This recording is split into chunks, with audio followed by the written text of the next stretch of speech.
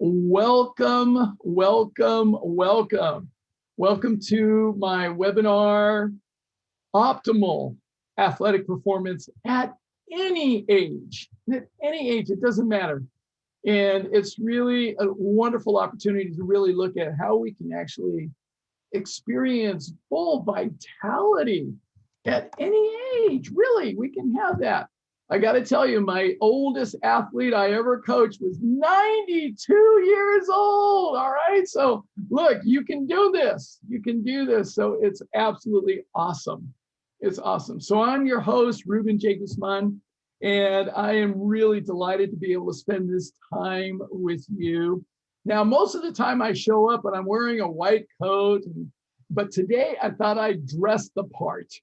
So I'm dressing the part because I got to be able to show you the proof is in the pudding. All right. I've got the goods. Okay. So we're going to talk about athletic performance. I'm still an athlete after all these years. So what most people do not know about me, I was a collegiate athlete. I was an athlete all my life. I was a champion at the age of 12. The first time I became a champion was I was 12 years old. I was the Los Angeles County 50-meter freestyle champion for all of Los Angeles County in the summer program. So I was the champion, and I became a champion in many other things in sports. I was very fortunate and blessed in my life. I've been able to play basketball with some of the best players.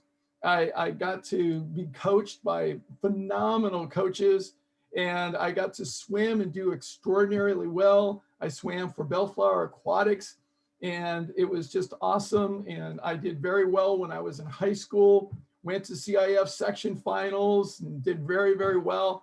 And, you know, it's been a wonderful career being an athlete.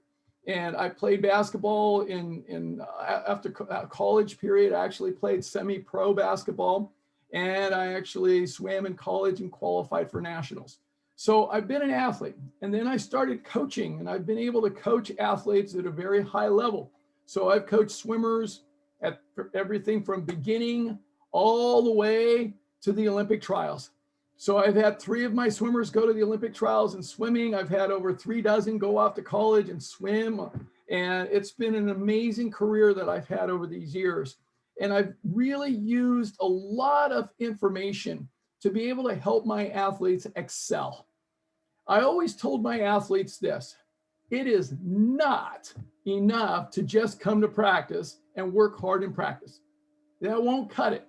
If you really want to excel and be an outstanding performer, I don't care what age you are, but at any level, you've got to do all the other things.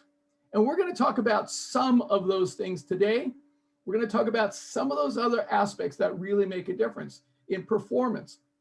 And it starts with the mind, it starts with mindset, and then nutrition and hydration, strength work, cardiovascular exercise. I mean, there's so much that's involved in really being able to perform well. And to be a senior athlete means that you have to really take care of your body. You really do. One of the challenges that we have as we get older is we think we're still 19 or 20 years old. And then we try to do too much, too fast, too soon, and we end up with injuries. Not a good plan. So what we want to be able to do is play it smart. And I've been coaching athletes for over 40 years. So today I'm putting on my coaching hat and I'm wearing the goods because I want you to realize, yes, I'm an athlete still.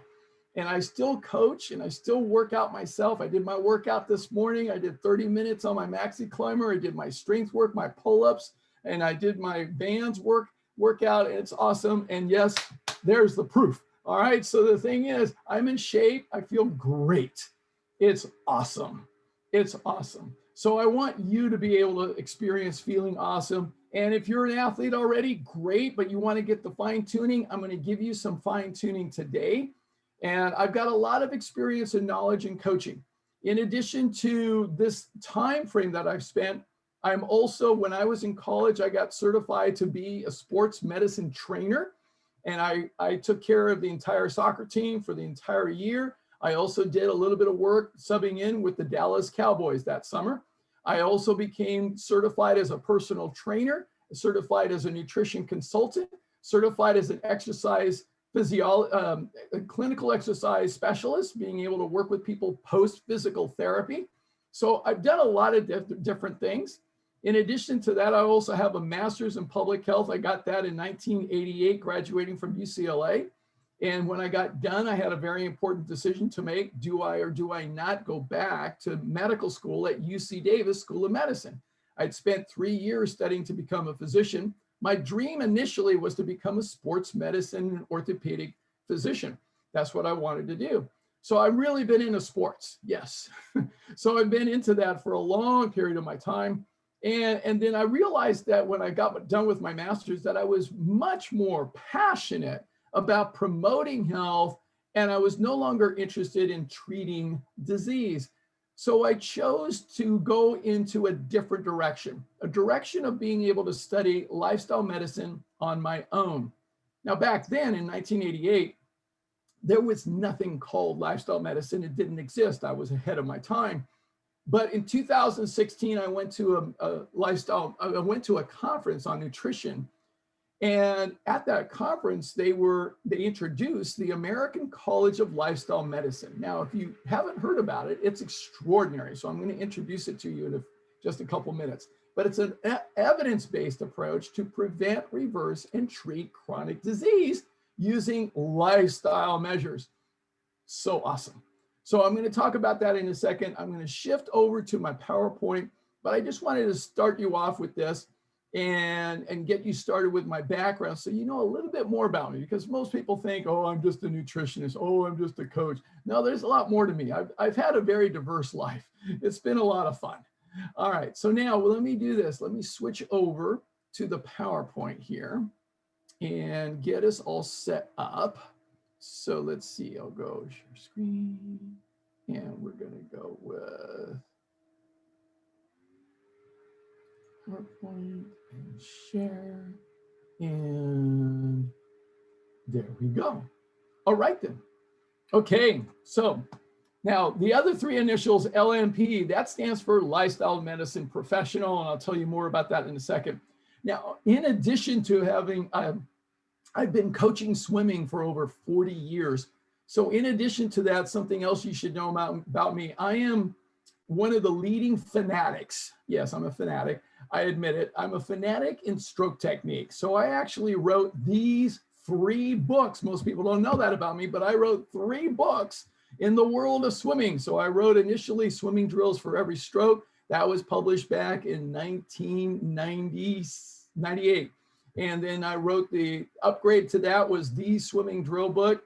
And the foreword was written by Olympic gold medalist Pablo Morales. And that was published back in 2007. And then I did the Swimming Drill book, the 2nd edition, and 176 drills. And that was published in 2018. And that is now currently the best-selling swimming drill book on the face of the planet. And it's been translated to 5 languages and used all over the world. And I am such a fanatic that I love teaching swimming technique to my youngest son, who I'll introduce you to a little bit later. And he's doing phenomenal, just phenomenal. So the American College of Lifestyle Medicine, let me go back to that now. So the American College of Lifestyle Medicine is an evidence-based approach to prevent, reverse, and treat chronic disease using the lifestyle measures of nutrition, physical activity, emotional well-being, alcohol and tobacco reduction, healthy relationships, hydration, and sleep. We're going to talk about some of these areas today. I won't be able to cover all of them, but I have webinars in all of these topics. So there's plenty of information available on my YouTube channel. So in 2018, I went to my 2nd Lifestyle Medicine Conference in Indianapolis.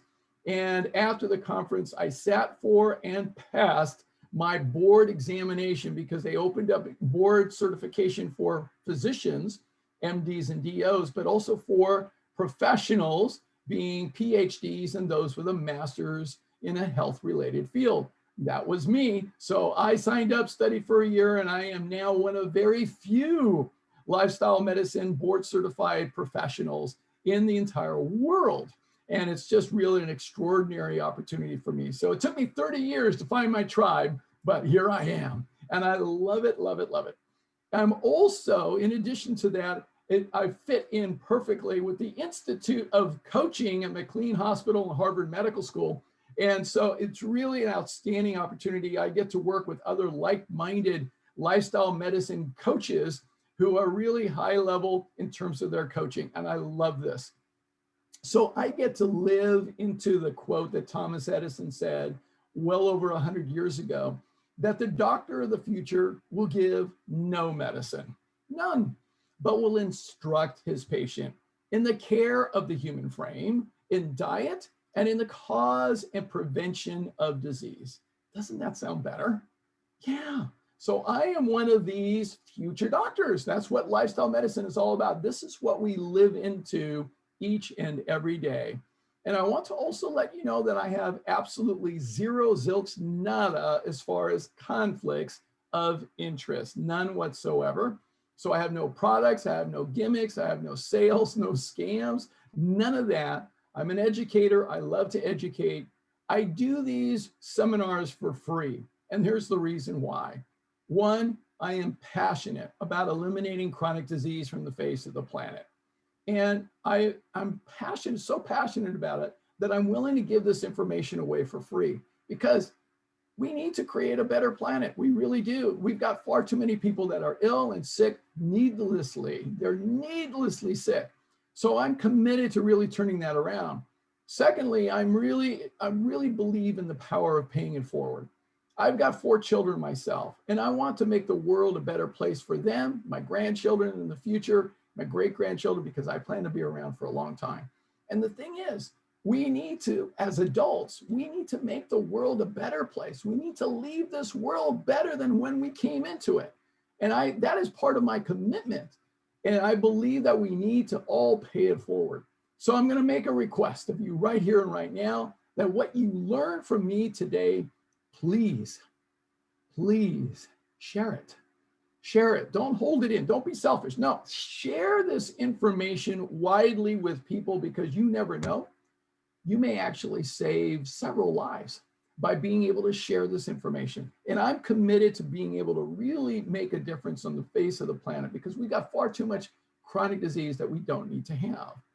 So it really is true, is what I found to be true, is that the greatest wealth that any of us can have is our health, as Virgil said well over 2,000 years ago. So let me talk about what we're going to cover today. So the framework for our conversation today, I'm going to talk about the context for performance and health. Now, I talk about this frequently, but I'm going to frame it in terms of performance and health, and really very important. We're then going to dive into some particular areas that are very important when it comes to being an adult athlete and being able to have athletic performance. Hydration, really important, oftentimes overlooked.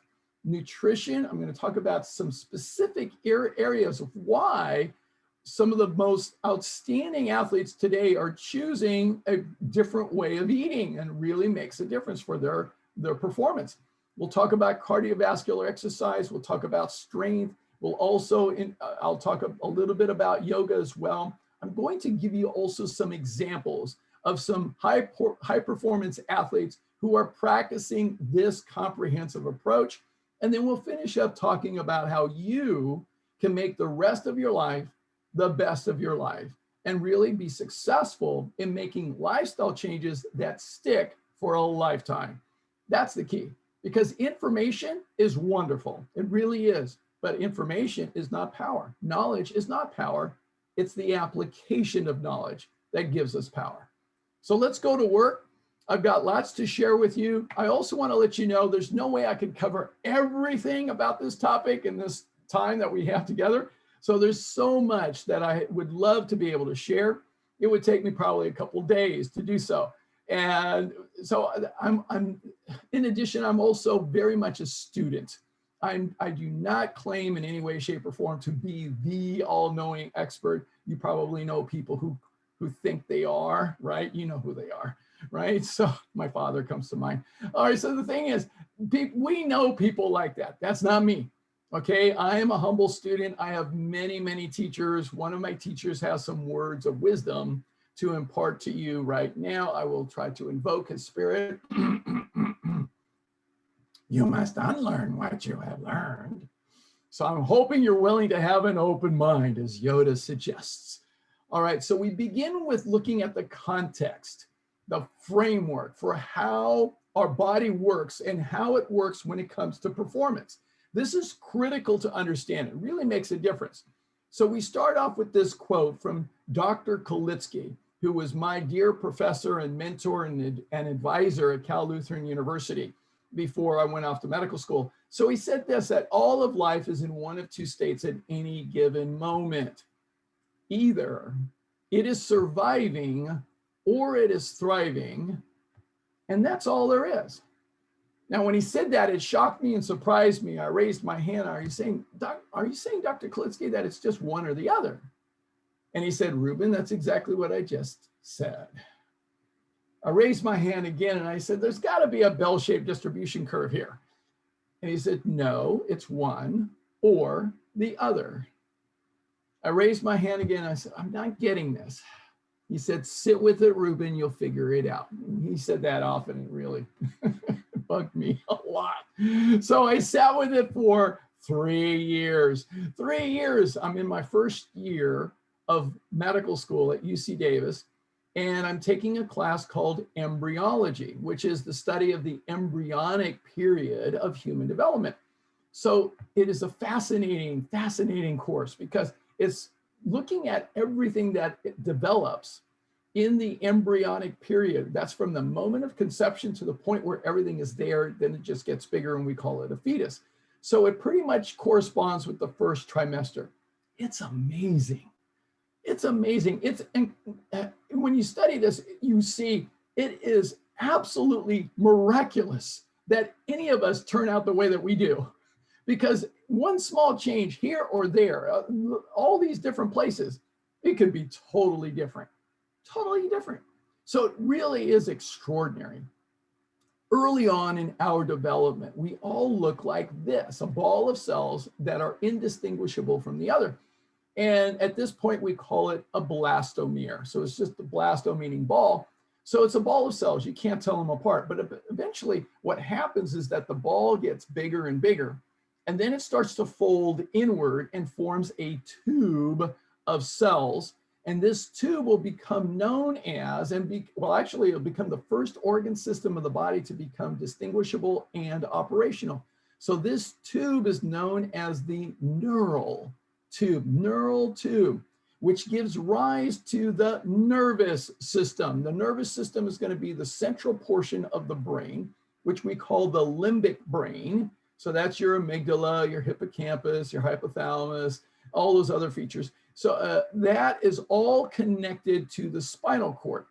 So that is the neural tube. And what the professor said, gives rise to the central nervous system. Now, the central nervous system is the electrical system of the human body. And it's the first system on and it's the last system off. Now, it is always on. Once it's activated, it is on 24/7 till the day we die. Now, what the professor said that got my attention was that next thing. He said, once this system is turned on, it's an electrical system. So you've got basically two fundamental currents. You got a positive current and a negative current. The positive current we refer to as the parasympathetic branch of the central nervous system. This is really important to understand when it comes to athletic performance, because we need to understand that we are going to recover when we're in the parasympathetic branch. When the parasympathetic state is on, it's going to affect every organ system and every cell in the body a particular way. Now, the sympathetic branch is analogous to the negative current. Now, what happens is that when we're in the negative current, the sympathetic state, we're going to be operating every organ system in the body, every cell in the body in the opposite way. So we're going to be doing that. And so what happens is that we're going to be operating either in the sympathetic state or the parasympathetic state. And when we exercise, what we're doing is we're intentionally introducing the sympathetic state, not for a long period of time, but for a short period of time. So that's what we're doing, intentionally inducing the sympathetic state. Not that we want to stay there, but we want to be able to induce it so that we can actually improve our performance, improve our well-being, so we can handle short periods of time being in the sympathetic. Now, what the professor said next really got my attention, because he said, once this system is activated, we are operating either in the sympathetic state or the parasympathetic state at any given moment. We can go back and forth between the two. We do not operate both at the same time. So we are operating either in the sympathetic state or the parasympathetic state at any given moment. I got the or that Dr. Kalitsky had said 3 years earlier, that we are either surviving in the sympathetic state or thriving in the parasympathetic state, and that's all there is. Now, this becomes fascinating when we start to look at athletic performance, because when we are in the sympathetic state, we are stressing the body. Now, when we exercise, that's an intentional stress. We may enjoy it, but it's an intentional stress to the body. We're working, we're active, we're pushing ourselves, we're challenging ourselves. That's okay. There's nothing wrong with being in the sympathetic state. However, if we sustain it for a long period of time, we can become in the state of survival. And we start to function at a very primal level. Now, when we are in that level of physical, emotional, mental stress, then what happens, we start to experience fight, flight, freeze, or fold as recognizable. But even so much as a perceived threat, which is the definition of a fear, that's enough to trigger us being in the sympathetic state. What we see in the literature now is very clear, that the common thread of all chronic disease is being in the sympathetic state far too much, the state of dis-ease, far too much, far too much. Now, is it important to exercise? Absolutely. But we got to look at the big picture. This is what lifestyle medicine is all about. We have to look at the big picture and see how much stress can we handle? How can we handle it? And are we taking care of every aspect of us so that we don't stay in the sympathetic state far too much? So this is really important for us to balance out.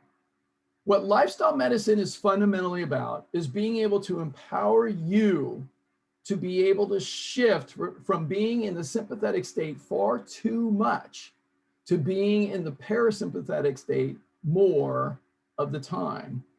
You see, when we're in the parasympathetic state, our body is experiencing peace, pleasure, restoration, digestion, fun, play, and ease. We're thriving, we're healing, we're recovering from our exercise, and we start to actually become more powerful by being able to have sufficient balance being in the parasympathetic state. We're not designed to be in the sympathetic state 18 hours a day.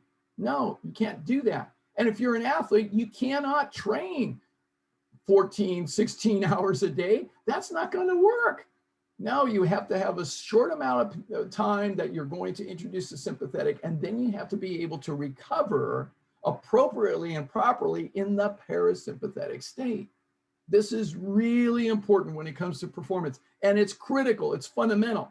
If we don't get sufficient recovery, our body starts to break down. It starts to break down. And so we start having too much stress, it starts to build up, and we start to break down. So this is why it's so important for us to find the sweet spot. The sweet spot is where we can actually perform exercise, we can conduct exercise enough, just enough to challenge us, but then we have enough of being in the parasympathetic state that we recover and rebuild and get stronger. So we're going to talk more about how that actually happens. So what I also talk about in my seminars is that there are 5 major elements that I say that we have total control over that influence which state we are in, sympathetic or parasympathetic. Even though we call it the autonomic nervous system, it's on autopilot. Most of us never consciously think about it, but we do have control over certain things that can influence which state we are in. So I say there are 5 elements that are really powerful to think about when it comes to influencing our central nervous system. Number 1 on the list are the thoughts that we think. The thoughts that we think. Buddha said we are what we think. Absolutely correct, in my opinion. So we are what we think. So if we've got stinking thinking and we're critical, cynical, skeptical, we're negative, and all of that kind of negative thinking, if we've got that stinking thinking going on in our head, that's going to put us in the sympathetic state. Absolutely. So we need to practice the power of positive thinking. And this is real important for athletic performance. Let me tell you, it is critical for athletic performance. So we have the power of positive thinking. I'm going to do it. I can do this. I can do this. This is great. I'm doing really well. You have to have the powerful positive thinking. That makes a difference. It's so huge. The second is the words that we speak. So our words are powerful. They really are. And so if we've got stinking words, if we're complaining, if we're gossiping, if we're being negative, critical, and cynical, then that's going to put us in the sympathetic state. Really important when it comes to athletic performance. Okay, and then we've got to practice. If we want to be in the parasympathetic state, we need to practice positive, uplifting, encouraging words. That's why we have cheerleaders. Yes, we want to be able to have that. I mean, little known secret about me, I was actually a yell leader in college. Yes. All right. So it was a lot of fun. But it makes such a difference in our performance. So our words are powerful. The third is the actions that we take, because actions speak louder than words, don't they? So we have to be consistent with our promises. And if we promise ourselves, I'm going to work out, I'm going to do my workout at 4 o'clock in the afternoon, I scheduled it in, that's what I'm going to do. And then 4 o'clock rolls around and you say, I'm feeling kind of tired, and you don't go to workout. Boom, you're in the sympathetic state. Just like that. Happens all the time. So the thing is, we have to honor our word, and we have to practice living a life of integrity if we want to stay in the parasympathetic state. And then the fourth secret is the company we keep. So we are so powerfully impacted by the people we surround ourselves by. It really makes a difference. There's so much research around this. Yes, you are the average of the 5 people you most associate with, but it's easy to see when you look at athletic performance. Because why do all the good athletes seem to be all on one team? Because in swimming, we used to see this all the time. All the good athletes would gravitate towards each other. Why? Because they can challenge each other. They can support each other. They can encourage each other. Yeah, that is really powerful when it comes to athletic performance. It really is. So you have to surround yourself with other like-minded people who will challenge you, support you, encourage you, all of that. It really makes a difference. If you are surrounding yourself with people who are cynical, critical, skeptical, oh, why are you exercising? Oh, why bother with that? Why don't you just sit down and have a beer with me? Oh, my God, that'll put you in the sympathetic state just like that. And then the fifth secret is the food we eat. Now, we're going to talk more about this, because the thing is, the reality is most people do not think about food neurologically, but food, everything, including food, affects us neurologically. Everything affects our central nervous system. And when it comes to performance, this is amazingly important, because this is your fuel. So you could have food, you could be ingesting things that would absolutely put you in the sympathetic state. Absolutely. And then you can ingest the right kinds of foods, and I'm going to share that with you later, about the right kinds of foods that can put you in the parasympathetic state and empower your body to really be performing at its best. So we're going to dive into that.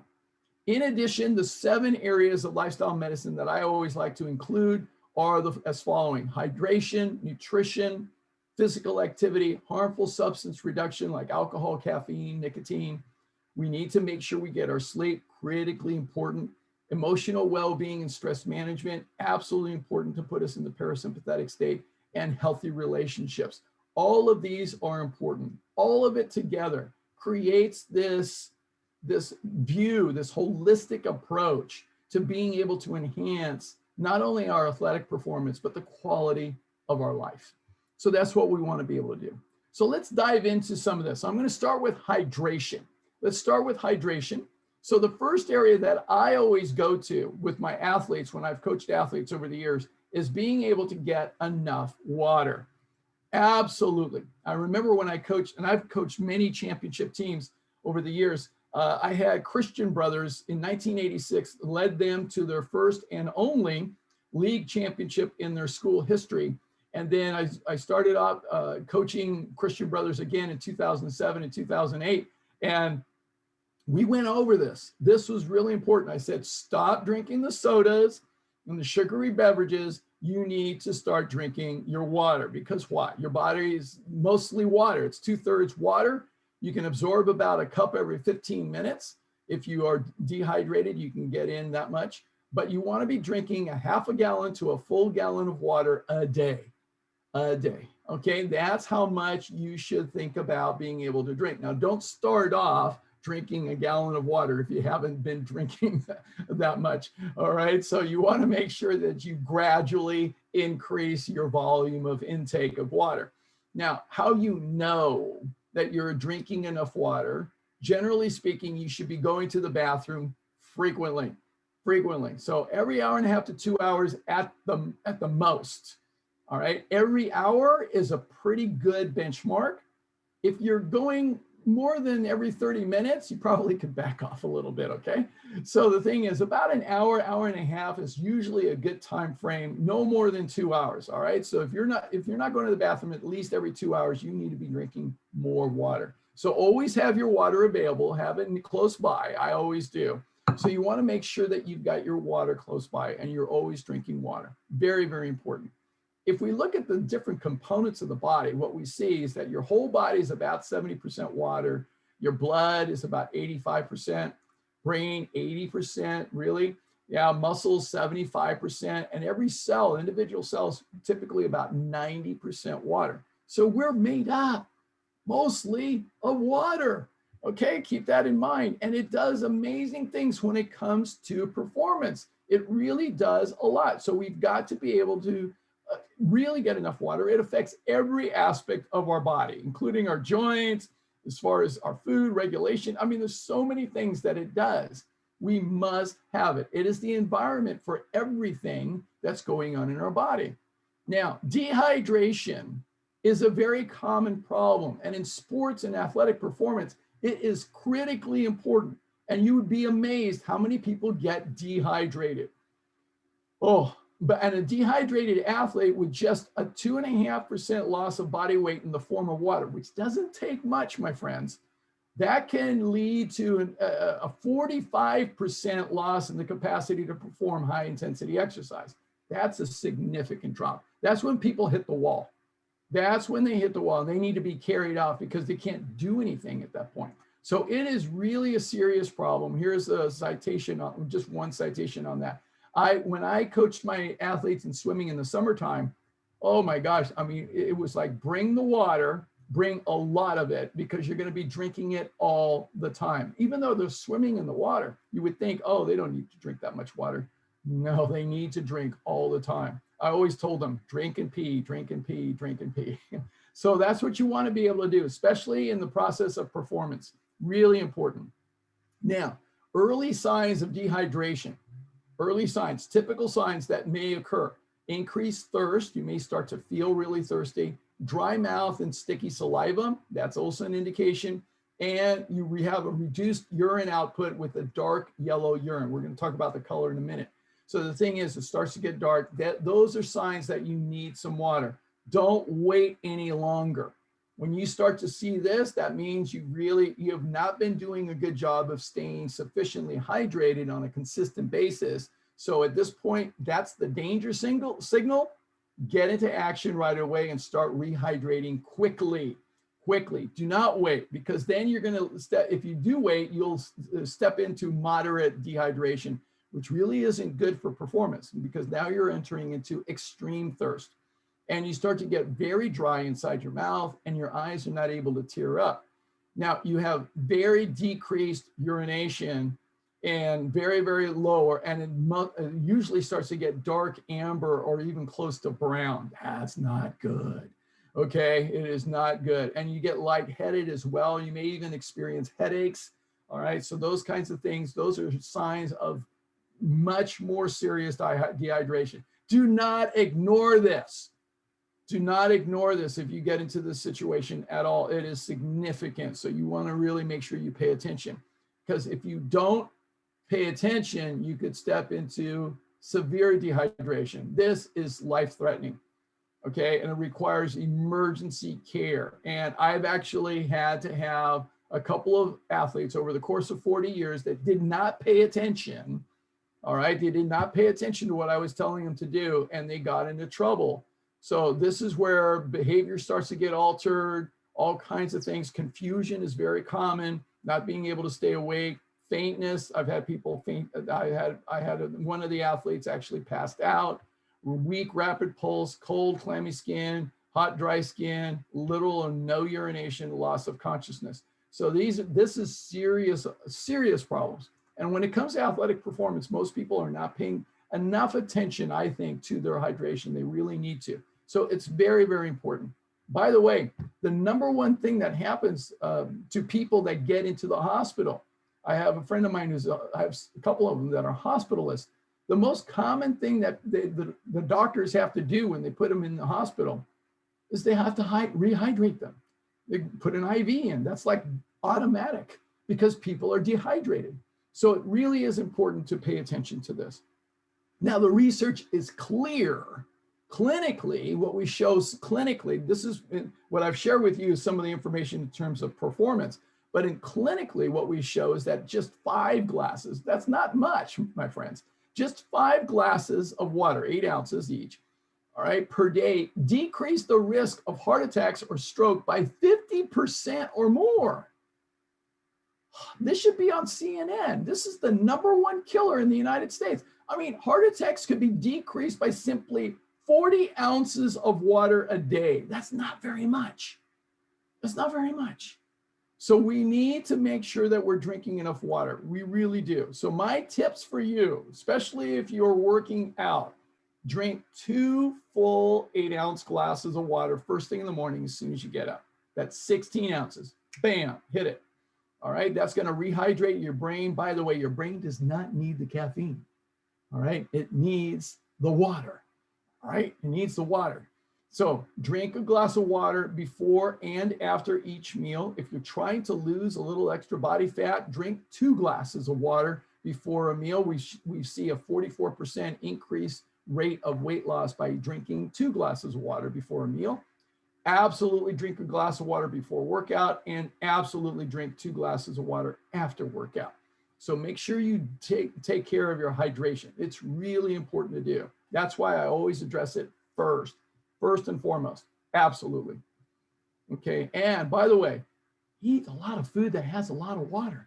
This is really good too. So you can eat really yummy food. So cucumber, lettuce, tomato, watermelon, strawberry, cantaloupe, pineapple, orange, grapes.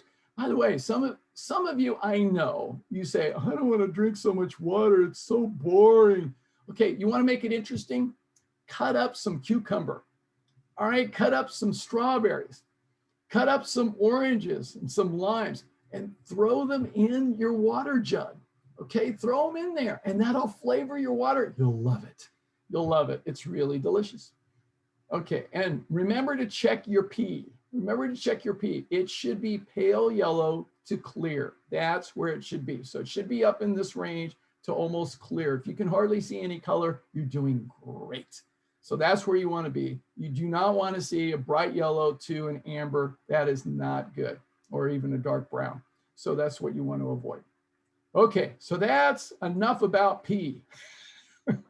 I can talk about pee all day. So the thing is, we want to make sure we have plenty of hydration. Now let's talk about nutrition.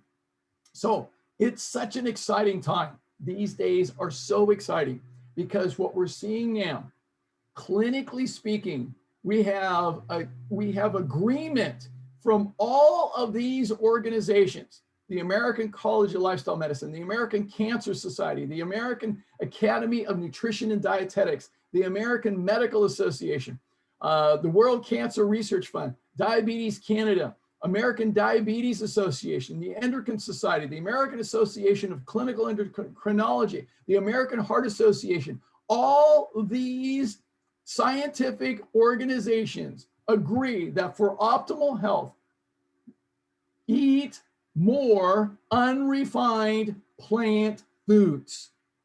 Okay? Hope you get that. Eat more unrefined plant foods. Now, the benefits of this, the scientific benefits of all of these, and there's research studies on every single one of these benefits that I'm going to show you. There's tons. There's tons. Decreased inflammation, slows aging, activates human growth hormone, uses little insulin. I mean, there's so many benefits, even more. Here we go.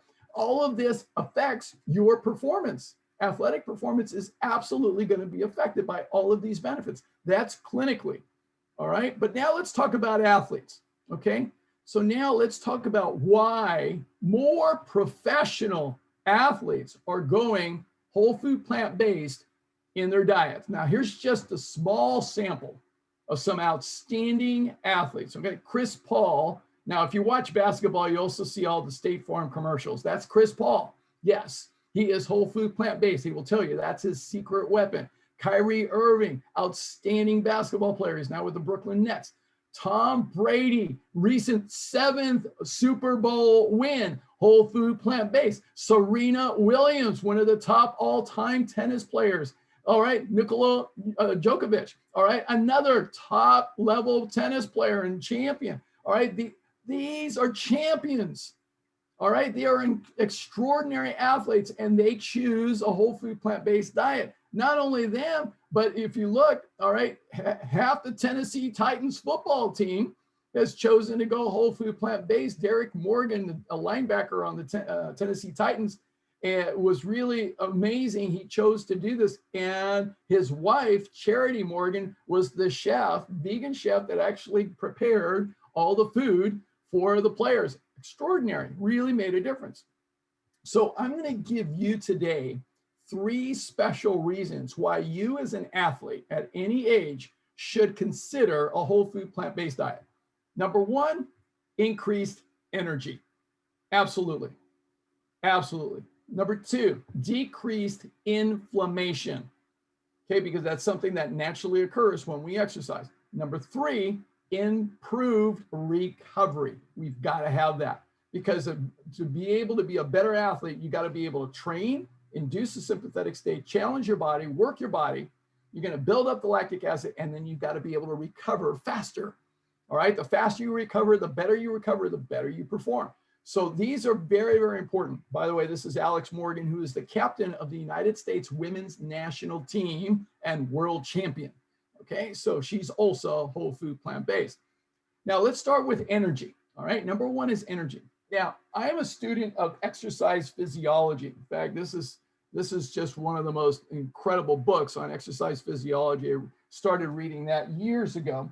Now, I'm also certified by the American Swimming Coaches Association. I'm a level 3 coach, and you have to really learn your physiology if you're going to get to that level.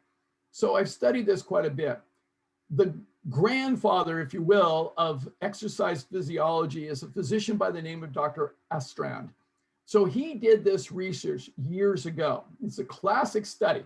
Now, what happened back in 1972, he took a group of college athletes. Now, what he did is he wanted to see the difference between the diet and performance. So he just had the same group of athletes. And what he did, he put them on the high fat and high protein diet. All right. Today, you would see it as a paleo or the ketogenic diets. All right. Back then, it was the zone diet. It was all different kinds of diets. Same diets, different names. So the thing is, he put them on this diet for a week.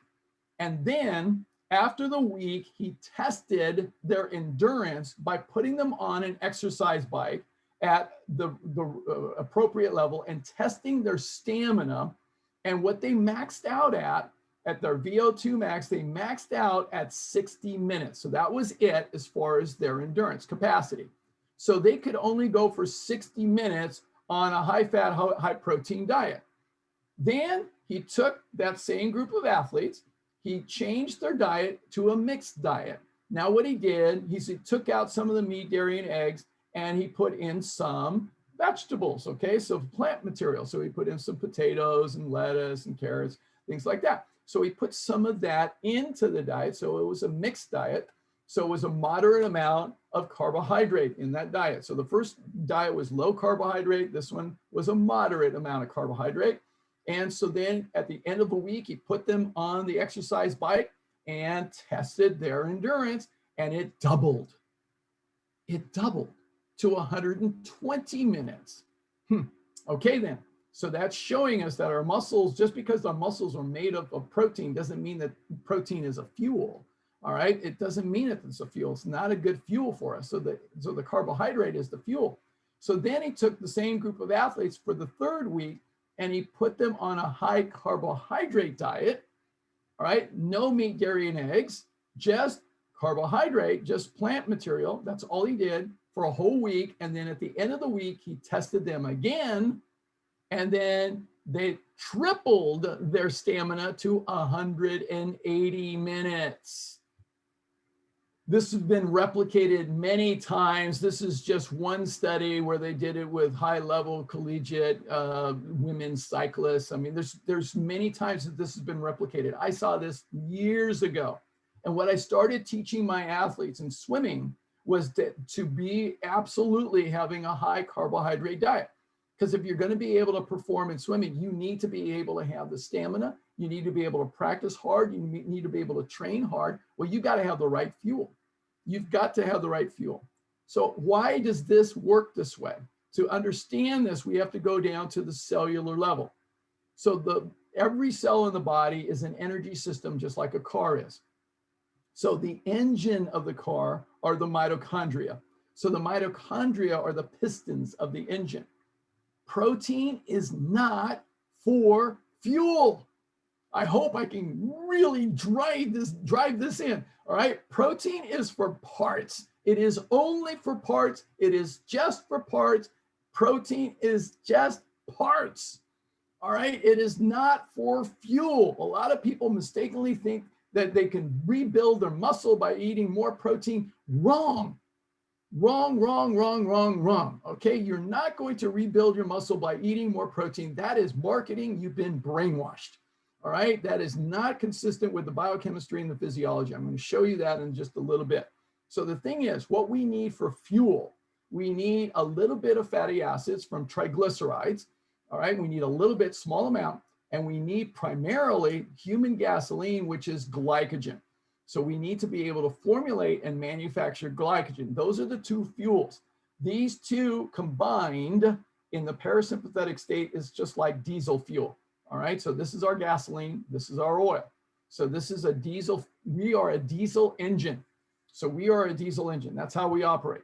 So the thing is, we need to be able to produce energy. The reason we eat food is that we can have energy. We need to eat the right kinds of food to get the right kinds of fuel to produce energy. So how do we produce energy inside the cell? So this is from a biochemistry textbook, so you can understand how this works. So the energy molecule in the body is this goodie right here, ATP. No, not STP, no, ATP, which stands for adenosine triphosphate.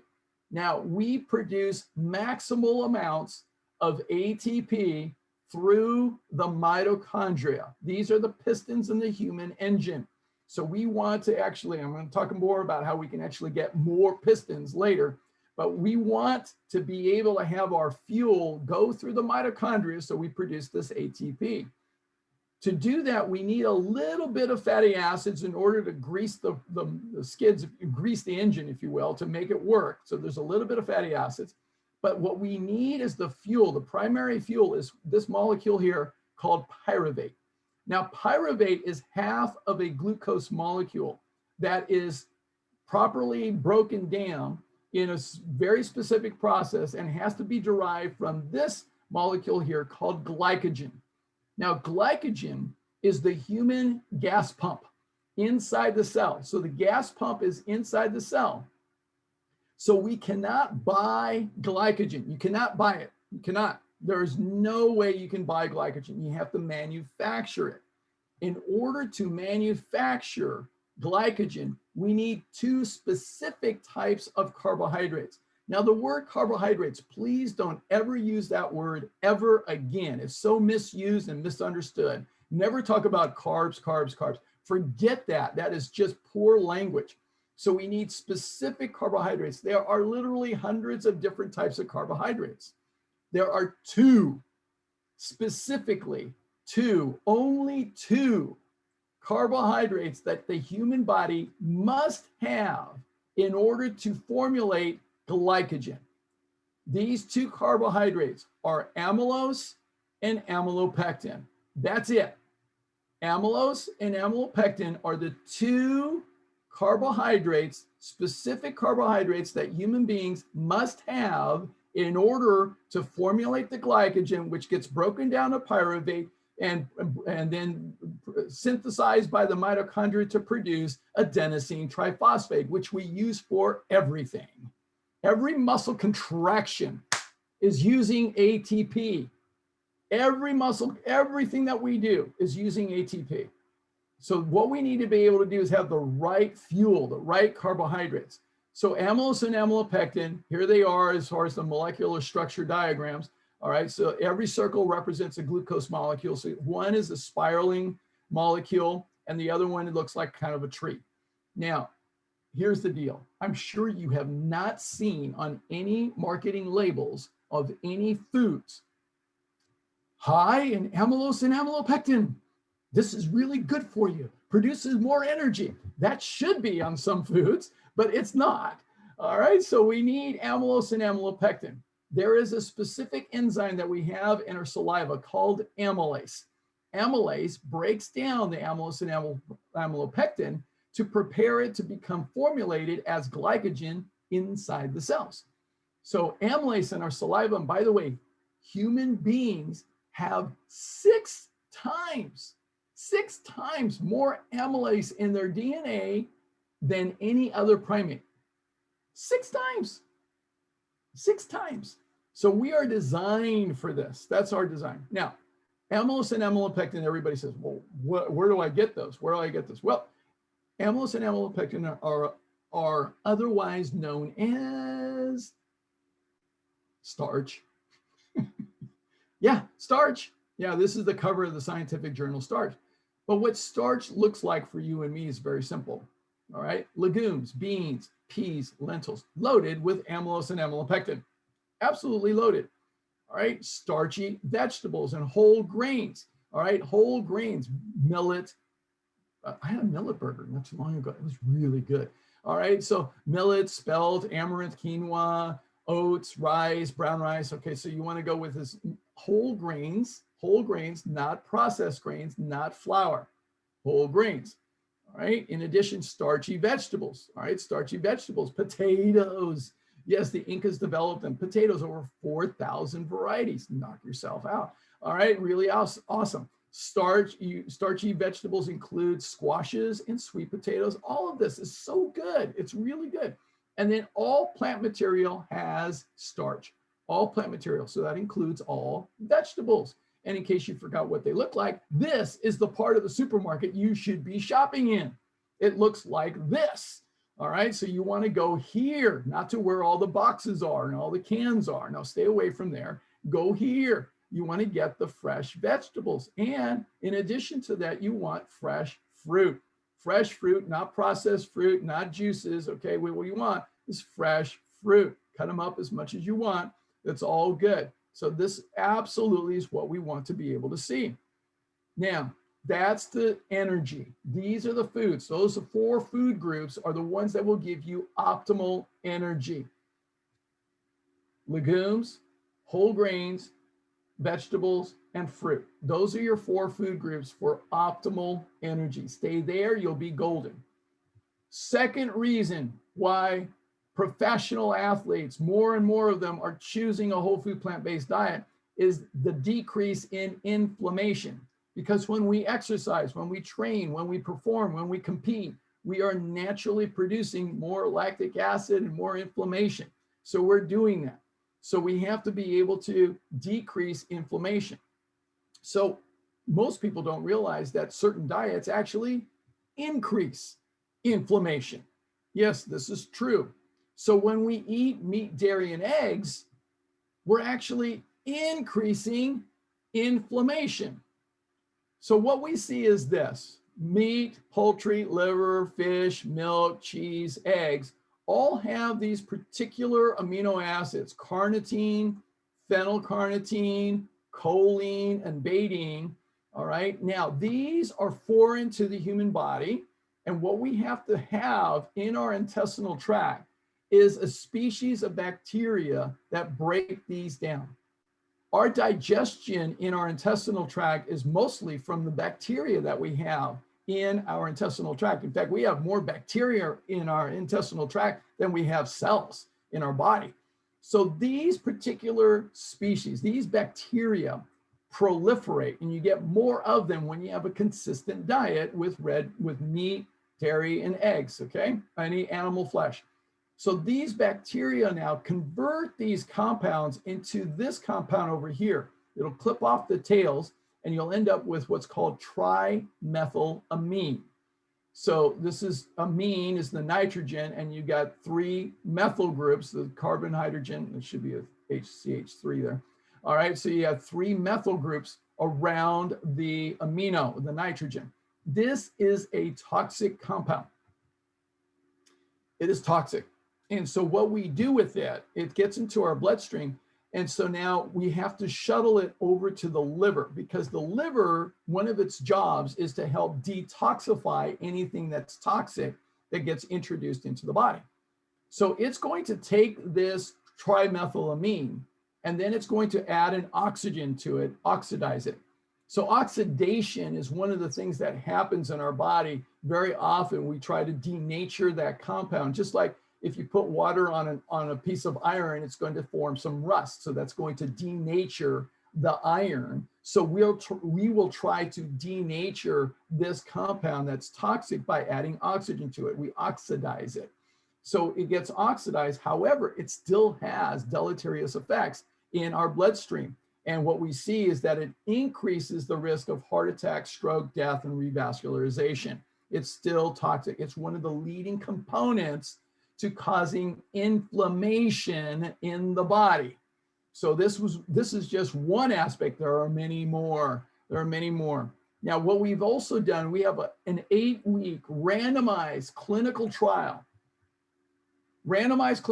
to assess inflammation differences in post-angiography patients. All right, they're already established with coronary artery disease. We've already done an angiography to determine that they actually have this disease. So then what we did is we took about almost 100 people, and we split them into 2 groups. After they had been diagnosed with coronary artery disease by angiography, we put half of them on the American Heart Association recommended diet. By the way, it has high protein and low fat. All right, so that's what it is. And then, which is a lot more meat, dairy, and eggs in it. And then we had the other half go to a vegan, plant-based diet.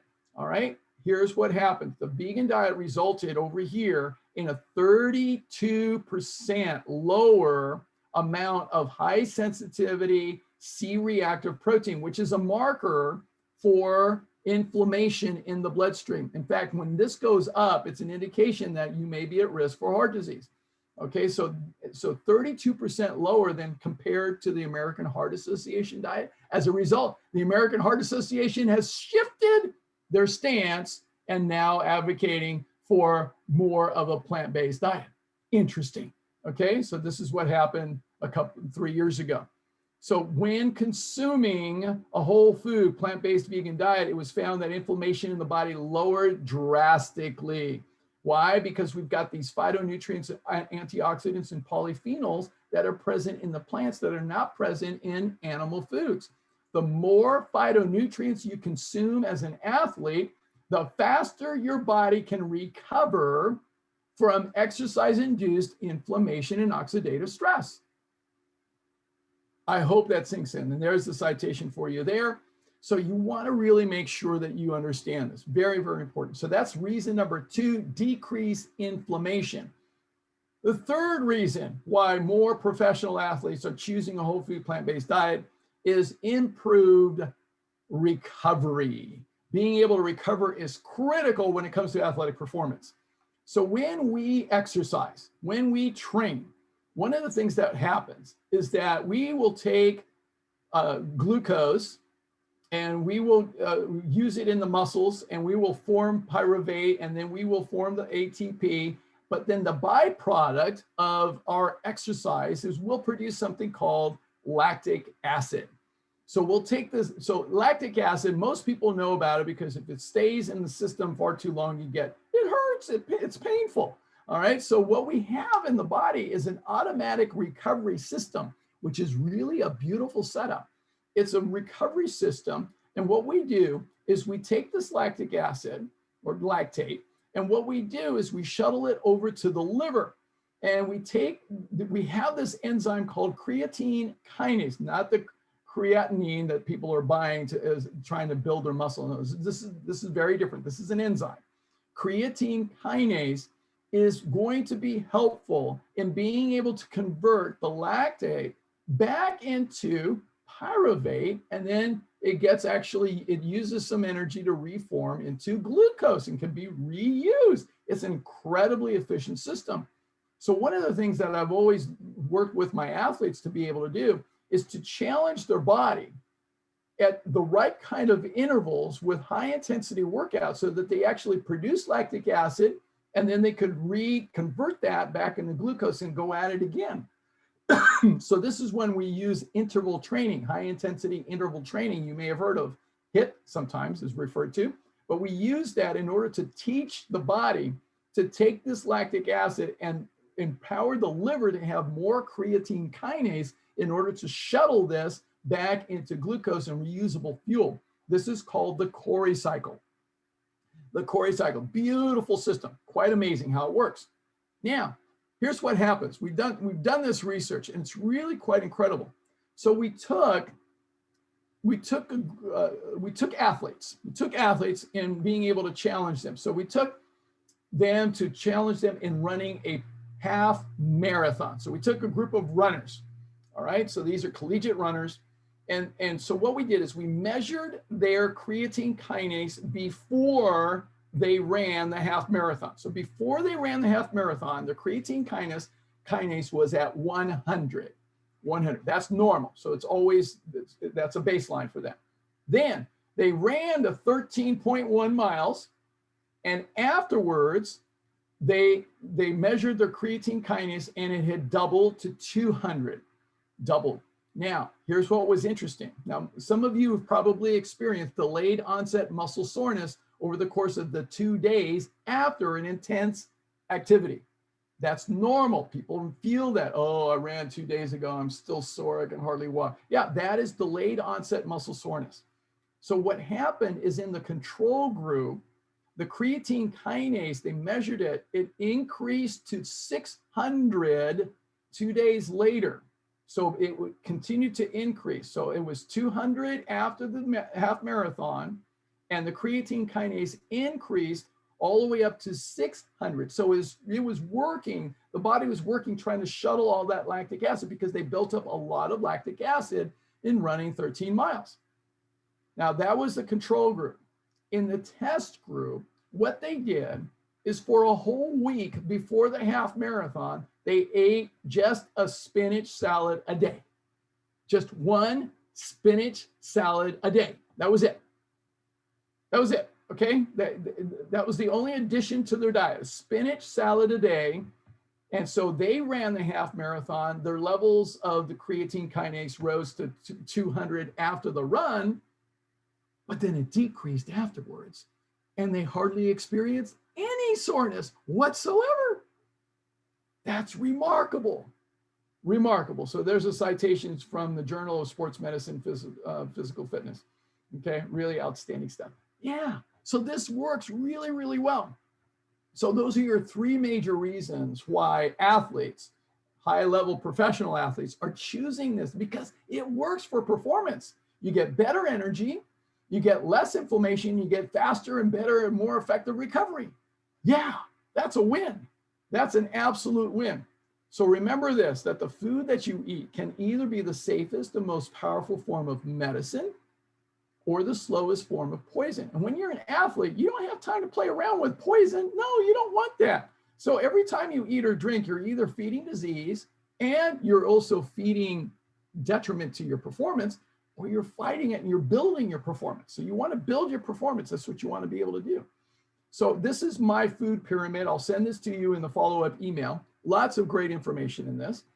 What we want to do is be in life promoting and performance promoting foods. So that's starchy veggies, whole grains, legumes, greens, colorful veggies, and fruit. Stay away from the life depleting sympathetic foods that deplete you from performance: meat, dairy, oils, processed foods, refined sugar, deep fried foods, sodas of any kind. Legal drugs include alcohol, nicotine, or caffeine, and then excitotoxins include MSG or aspartame. Okay, so stay away from all of this and stay up here. Okay, make sure that your refrigerator looks like a garden teeming with life rather than a morgue rotting of death. Okay, you really want to be able to do that. Now, also considerations when it comes to nutrition, you want to make sure that if you're working out, you want to have digestible fuel in your system before you work out. So you want to make sure you do that. Now, sometimes people are working out in the morning.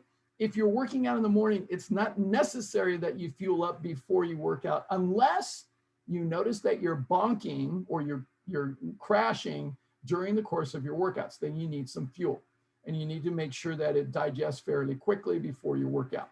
Ideally for most people, and everybody's a little bit different, you have to play around with this.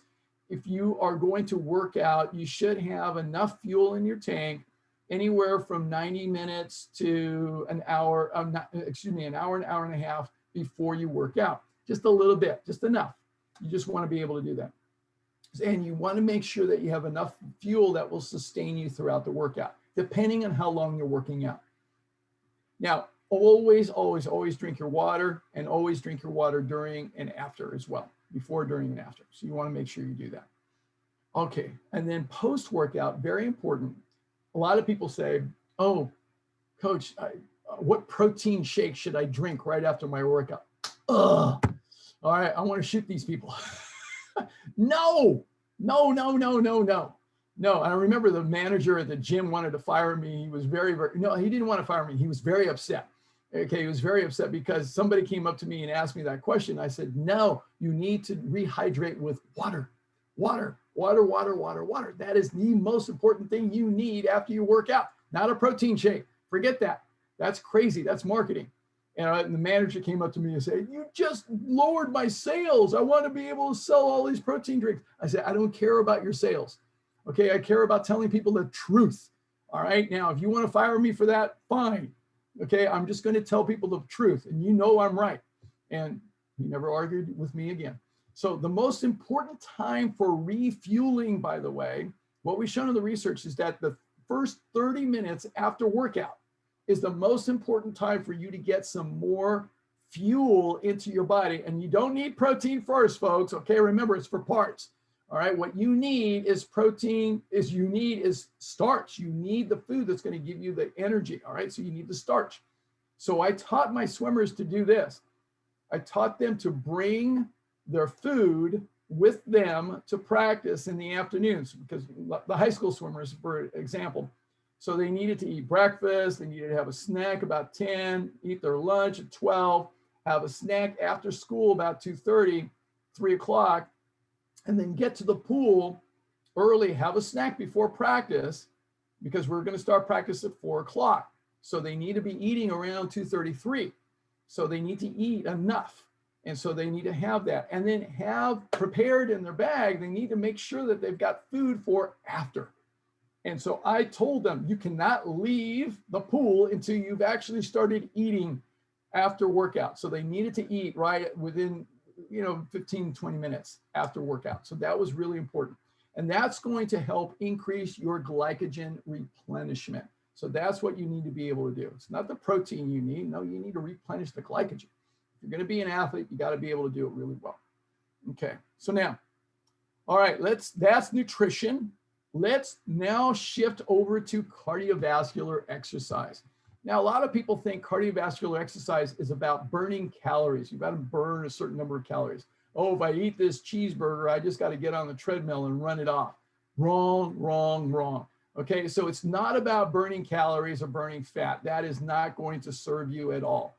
The real function of cardiovascular exercise is to build the mighty mitochondria at the cellular level. It's all about mitochondrial proliferation. I know that's a mouthful, but it's all about being able to shift the physiology of your cells, because then you're going to require more fuel all day long. It builds the demand for energy, and it's analogous to building your pistons of an engine.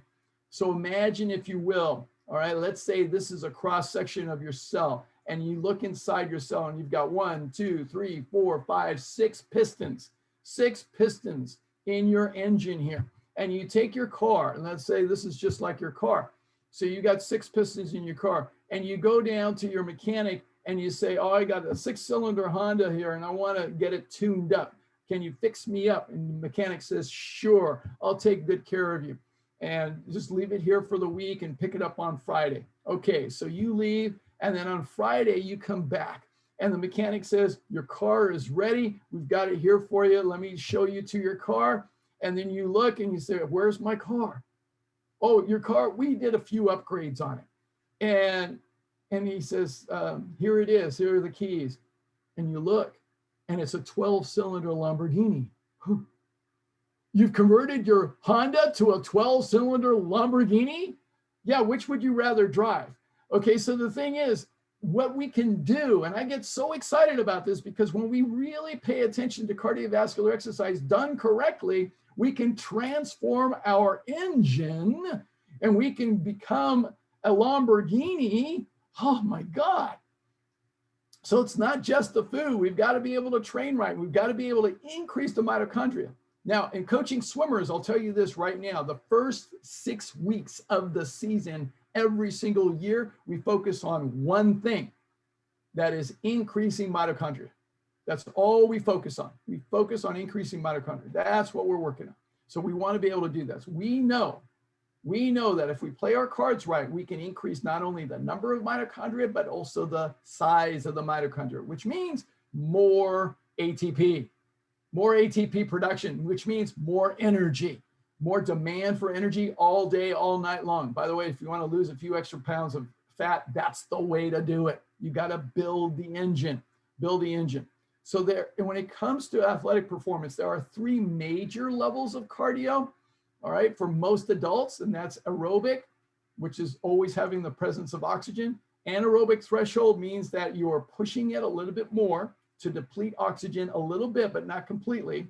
And then anaerobic means you're really going all out. You're depleting your oxygen, you're getting completely spent. That's anaerobic levels of cardiovascular exercise. There's even more, but I don't have the bandwidth to cover all of it today. So this is the most for most people who are, especially if you're an adult athlete like I am. So this is sufficient. So now we'll talk about aerobic exercise first. Here's the conditions for you. To really change the physiology of your cells, you want to be striving for 5 to 6 days a week in order to change the physiology. 7 days is not going to hurt you, by the way. All right, it's just not, it's fine. So you want to get minimum 5. Sweet spot is 6. You can actually do 7, not a problem. 3 to 4 days a week is only going to be enough to maintain, just so you know. All right, that's only for maintenance. So you want to be able to get consistent. Now, I've told people this a lot. It is better, if you're starting off, it is better to change the physiology. It is better to be able to do 5 minutes of exercise 6 days a week than to do 30 minutes one day and not exercise the rest of the week. So you're better off with just a little bit, but consistently done every single day. That will start to change the biochemistry and the physiology. It really makes a difference. So that's what we want to be able to do. Now, your goal is to get up to that. And as far as the intensity, your goal is to get to a place of what we call high aerobic intensity. So that means you're vigorously exercising. You're able to breathe comfortably, but barely. All right. You're able to talk, but quite frankly, would rather not. All right. And it gets a little choppy. So that's a good sign. So the American College of Sports Medicine talks about the perceived level of exertion.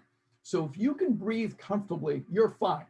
You don't have to be measuring your heart rate first and foremost. That's not going to be necessarily accurate. Your breathing will tell you more. So if you can breathe comfortably and you can sustain it for about 20 minutes, then you're working at the right level. So the primary measurement, again, is the breathing capacity. The formulas are not necessarily accurate, so don't go by them, especially if you're just starting off. Later on, they can be helpful, but it's going to be particular to you. So everybody's a little different. And I've trained enough athletes to know about how that works. So it's really important that you don't pay attention to the formulas first. You pay attention to your breath first. That's how you will know. You want to get to a place where you can be working vigorously, that you can still maintain that level of intensity for about 20 minutes. That's the duration. That's all you need to be able to focus on at first. 20 minutes. Get to that. That's your goal. You may not get to that right off the bat. I had one of my clients start off literally 1 mile an hour on the treadmill, 5 minutes, he was done. I'll introduce you to him later. Okay, so the thing is, everybody's going to start off where they're going to start off, but you can improve. You can improve. All right. Now, eventually you get to a point where you're doing enough and you want to have a little bit of a warm-up period and a little bit of a cool down, perfectly appropriate. You want to be able to do that as well. As far as what type of exercise, the biggest tip that I have for people is this: find something you enjoy doing. Okay, start with something you enjoy doing, whatever it is. The best types of exercises are the ones that use the most muscles, the whole body. You want to use everything. Okay, I like doing several things. I like a little variety in my life. I like doing that. But there's all kinds of things. If you're the kind of person you only like doing one thing, fine. Walking is a perfectly appropriate exercise. Perfect exercise, it really is. It's great. You can do it and you can dress it up with all kinds of things. Jogging, running, treadmill, swimming. There's a caveat for swimming, however. You got to know how to swim. Okay. All right. So if you don't know how to swim, not a good exercise. All right. Elliptical trainers, great. Bicycling, health riders, cardio, Nordic poles, all kinds of things. There's plenty of options today. I had one of my students a long time ago. It was pretty wild. I wouldn't choose this, but for her, it worked. She had grown up in Harlem and she was on one of the national champions for double Dutch jump roping. So her favorite exercise was jump roping. And she worked her way up to being able to do jump roping for 20 minutes. Can you imagine that? I mean, God, after 1 minute, I'm done. So the thing is extraordinary. So you've got to find what works for you. That's all that matters. Do something you enjoy and stick with it. Now, once you start engaging in exercise on a consistent basis, one of the measures for your fitness level, one measure, there's plenty of measures these days, but one of the measures that I've used over the years that never cheats, it never lies, is what's called the cardiac recovery rate. Now, I had a client one time, what we do is we do the exercise for 20 minutes and then you stop and measure your decline in heart rate over the course of the next 5 minutes. So I had this client.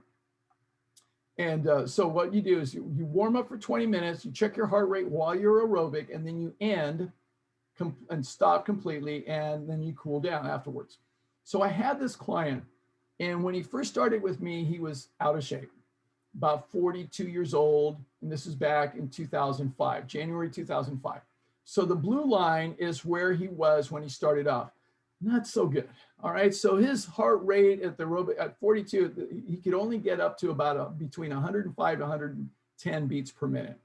Not very good for his age group. And in the course of when he stopped, the course of the next 5 minutes, he didn't drop very much. It was a very nominal drop. So this is very poor cardiac recovery rate. Now, over the next year and a half, I still continued to coach him. And I was wondering how consistent he was with his exercise, because he was telling me he was really doing a good job. He was exercising consistently. And I said, well, let's just test you, because that's one of the things that I've always done with my athletes. Let's just see. All right. So I put the heart rate monitor on him. We did it for 20 minutes, and his heart rate capacity was better. It was better. It was 140 to 150. So we got done at 145. But then I saw this graph as far as the cardiac recovery rate. Still not that good.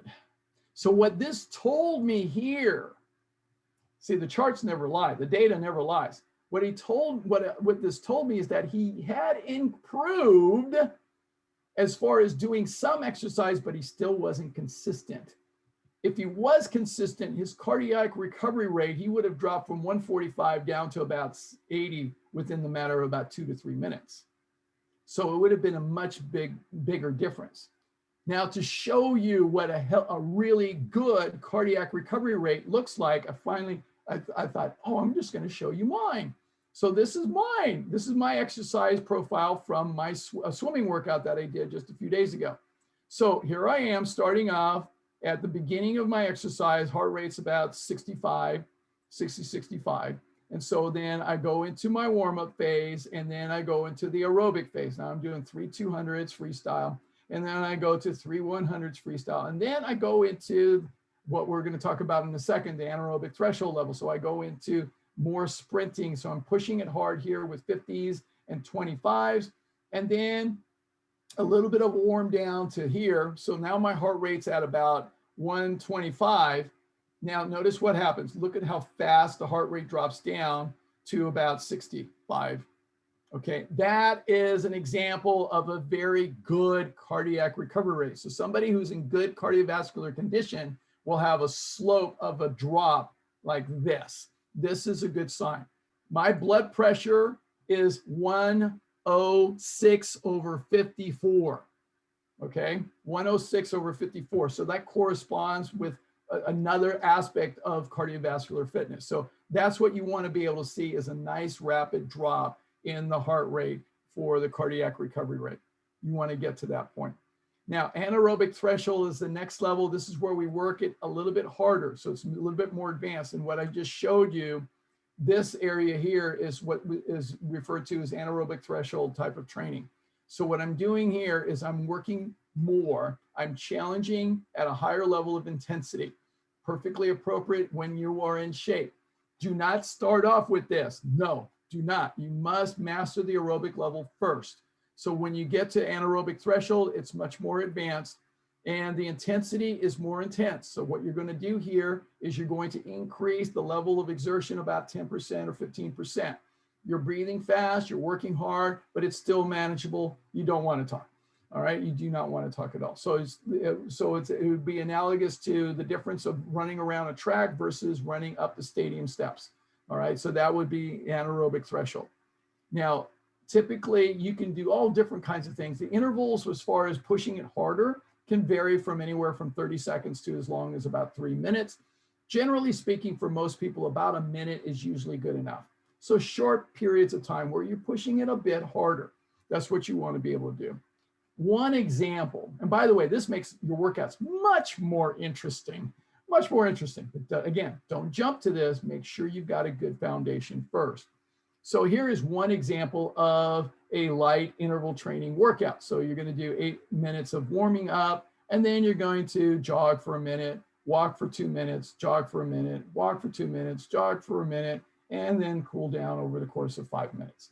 So that's an example of an anaerobic threshold workout. Now, so I'm just going to leave it at that. We're not going to talk about anaerobic workout, but what we've shown in the research is really amazing, is that exercise actually makes you happier than having $25,000 more a year. Yeah. So, when somebody asks you, what would you rather have, the money or the exercise? You say exercise. All right, so that's more important. So you need the time to be able to exercise. Rather than work overtime, get your exercise going. All right, that's what you want to be able to do. And this supports your nutrition as well. So in lifestyle medicine, we said that you need about 150 to 300 minutes of aerobic exercise per week. And when you do that at midlife, all right, what we show is that around age 40, you have less chance of developing dementia after the age of 65 than those people who are sedentary. So get your move on, all right? Get your booty grooving. You want to be able to do that. And one of my favorite exercises as we get older is to be able to practice partner dancing. And I know I'm just craving this right now because of COVID. This has been driving me nuts. Okay, so the thing is, we want to be able to practice this. This is a wonderful, wonderful exercise activity as we get older. My godparents were fabulous dancers and they were fit.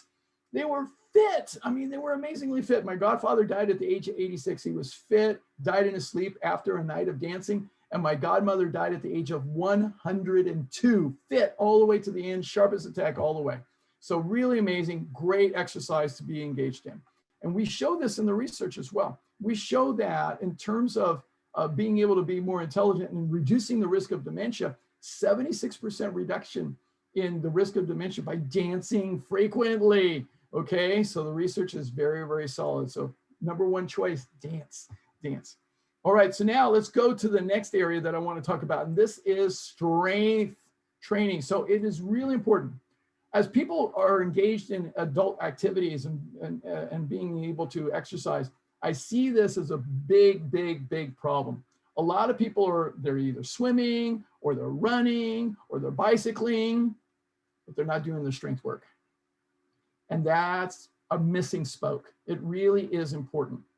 So we need to develop our strength. It is critically important for us to be better as we age as in athletic performance.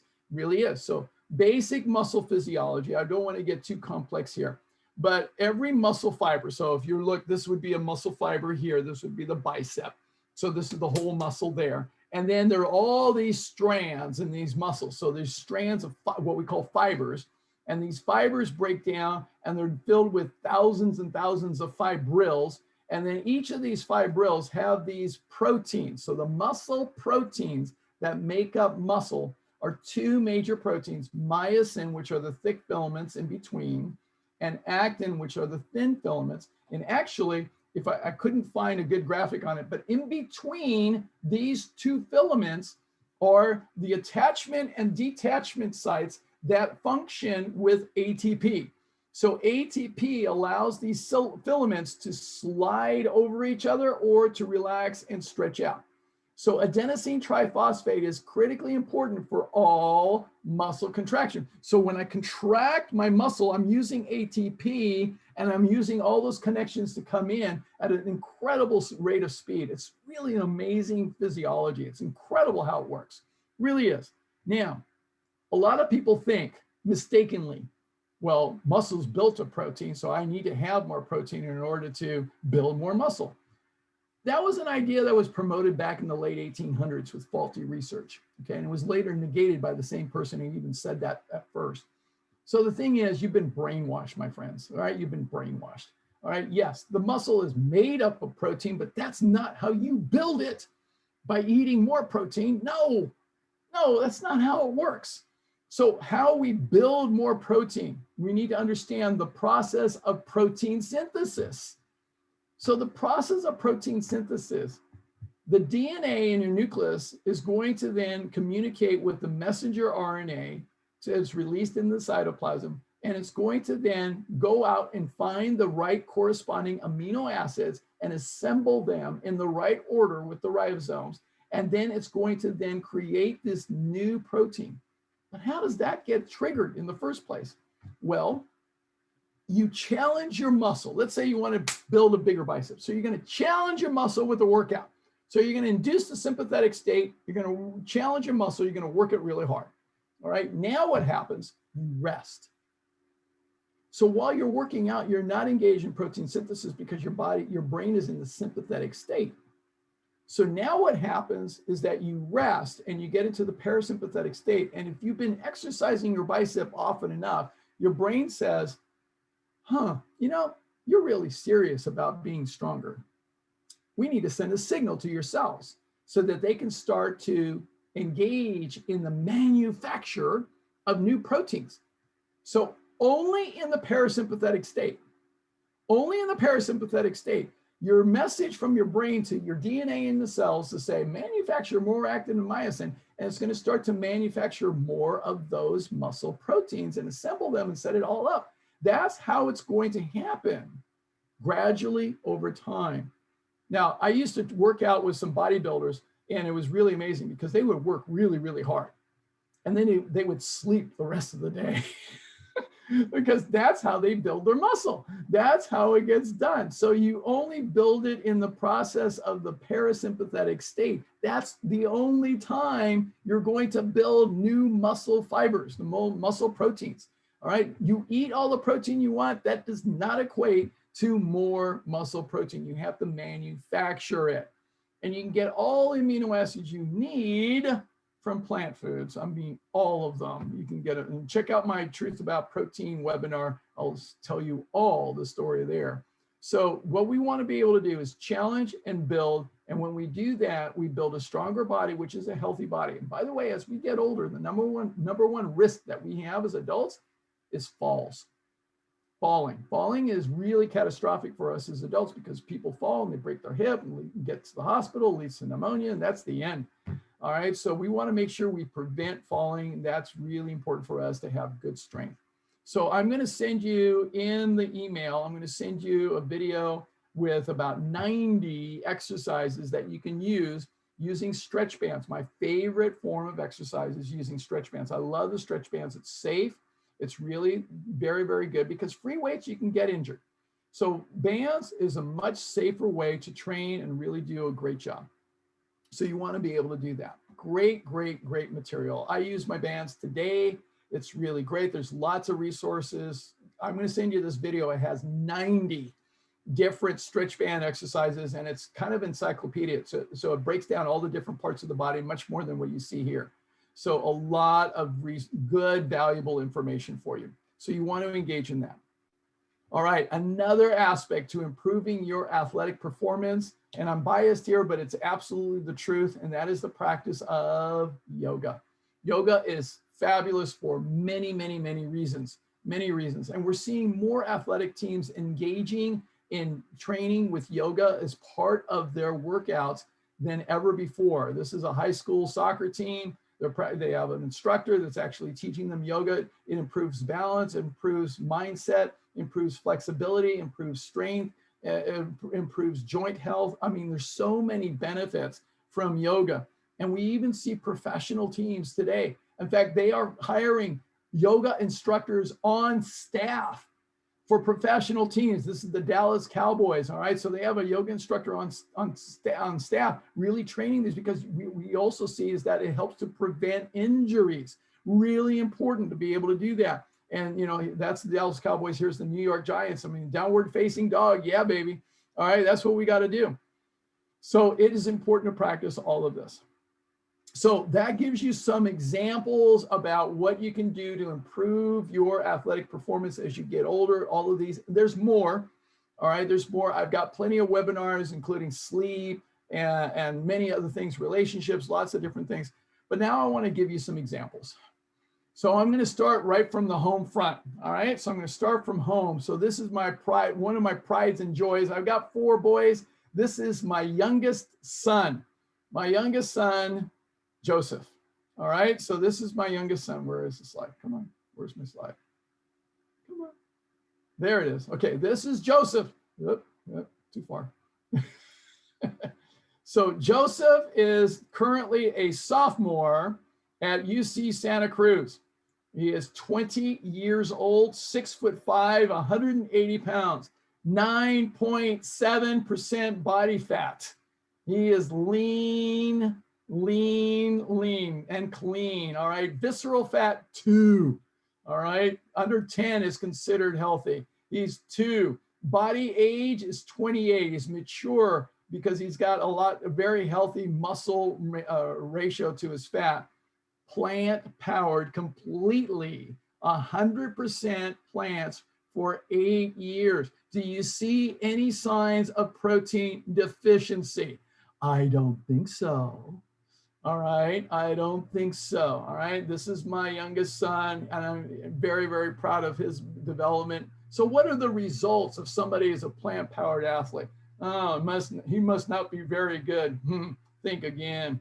2020 Pacific Collegiate Conference finalists in all 5 of his events. 200 IM, 200 breaststroke, 100 breaststroke, 200 medley relay, 400 medley relay, voted the most improved swimmer by a long shot. And he helped UC Santa Cruz to win their first conference championship ever in their school history. Yep, that's a plant-powered athlete for you. All right. And by the way, I took this picture of him swimming breaststroke. That's his #1 event. So 59.29 in the 100 breast and 2:10.04 in the 200 breast. And he's really doing exceptionally well. Now, they say that the apple doesn't fall far from the tree. So I'll let you be the judge. All right, here's the tree. Plant-based since 1995, 6'2.5", 194, 19.7 body fat, 36.4% muscle, visceral fat of 6, body age of 30. That's a pretty good tree. All right, that's a pretty good tree. Now, don't believe just me. All right, here's Namai Delgado, a friend of mine. He's never had a speck of meat in his entire life. All right, you can build muscle with just plants. I don't think he's suffering from protein deficiency at all. An outstanding athlete. All right, here is a couple more athletes. All right, Samantha Shorkey, plant-built vegan. And here is the 300-pound vegan and former NFL lineman. You don't have to take a life to build muscle. You can be compassionate and still be a badass. It's David Carter, really phenomenal. Another bodybuilder and a soccer player, Tori Washington. All right, this is what he eats. Okay, this is what he eats. And this is what this food fuels this body. All right, and I love what Alex Morgan says. I even adopted a vegan diet because it didn't feel fair to have a dog I adore and yet eat meat all the time. So it really makes a difference. And this can serve you for the rest of your life. In fact, Jim Morris is a great example. This is Jim at the age of 70. He just died not too long ago, but this was him at 70 years of age. Clearly, I think he's fit, right? Wouldn't you agree? Yeah, I love what my friend Frank Madrano says. Do not change yourself for the approval of others. Change others by improving yourself. I thought I was healthy and strong before, but after adopting a plant-based diet, I started to feel energetic and I was having quicker recovery after training. Absolutely the case. And if you think you need more meat in order to build more muscle, think again. All of these guys are vegan, plant-based, and half of them have never eaten any meat whatsoever. None whatsoever. And then one of the strongest men in the world is Patrick Baboumian, and he's in Germany. He's originally from, he's Germany's strongest man. Someone asked me, he said, how could you get as strong as an ox without eating any meat? And my answer was, have you ever seen an ox eating meat? Words to think about, let that sink in. So it's really simple. So I'm going to recommend that you get 2 books to really help you with being able to be a higher level performing athlete in your performance. So it's really outstanding. So Robert Cheek, who was a marathon runner, became a bodybuilder, and he wrote this book called Shred It. All right, really important. So great book, a step-by-step guide to burning fat and building muscle on a whole food plant-based diet. Yes, recipes are included. It's outstanding. In addition, if you have had an addiction to protein from meat, dairy, and eggs, then you definitely want to read this book from my good friend, Dr. Garth Davis. He's a physician and a gastroenterologist, and he wrote this book, Proteinaholic. Well-researched, really well-researched, outstanding material. In addition, I recommend watching a great documentary that came out, I think about 1.5 years ago, and it's called The Game Changers. Absolutely fantastic. If you have Netflix, it's on Netflix for free, and you can check it out. Check out the website. There's all kinds of resources available. Outstanding, really great material. So I've given you lots of practices to work on, hopefully, that you can take on. So you got it from me, the coach. And of course, I love this picture with Frank and his girlfriend on top. So number one, drink plenty, plenty, plenty of water. Really make sure you've got your water going. Commit to a whole food, plant-based diet if you really want the optimal in performance, all right? It's only if you want optimal, because if you don't, you want to stick with your meat, dairy, and eggs, it's going to detract from your performance. I can promise you. I can absolutely promise you. So stick with a whole food, plant-based diet if you want optimal performance. Do your cardiovascular exercise with the intention of changing your physiology and building your mitochondria. So be strategic in how you go about doing that. Commit to building your muscle as well. You've got to challenge your muscles, so you got to challenge your muscle groups. There's lots of ways to do that properly, so get some good information on that. I'm going to send you some resources in the email. And then yoga is a fabulous practice. It really does. When I taught yoga years ago, I actually had a couple of NFL athletes in my class. Back then, that was back in 1997. All right, back then, not too many NFL athletes were engaged in yoga. They didn't have it officially on the teams, but these two guys were both defensive backs, and it really made a difference in terms of their performance. So yoga is really a great practice. So you definitely want to do that. And then as an athlete, you train hard, right? You train hard, you challenge yourself enough, right? Figure out the sweet spot for you. Don't do too much too fast, too soon. Be able to really pay attention to your body. Somebody asked me about this. How do I know when to step it up? And here's my advice. It's simple, but not so simple. And that is listen to your body. Listen to your body. Stay in the sweet spot of being able to do enough that challenges you. Figure that out. And you have to experiment with yourself so that you can train hard and then get enough rest. You got to get enough rest because you can overdo it and then you can get injured. So you want to make sure that you really stay in that sweet spot. And when you find it as an adult, what you want to be able to do is stay there. Stay there. Find the sweet spot. You don't have to continually change and challenge yourself. That's what you did when you were young.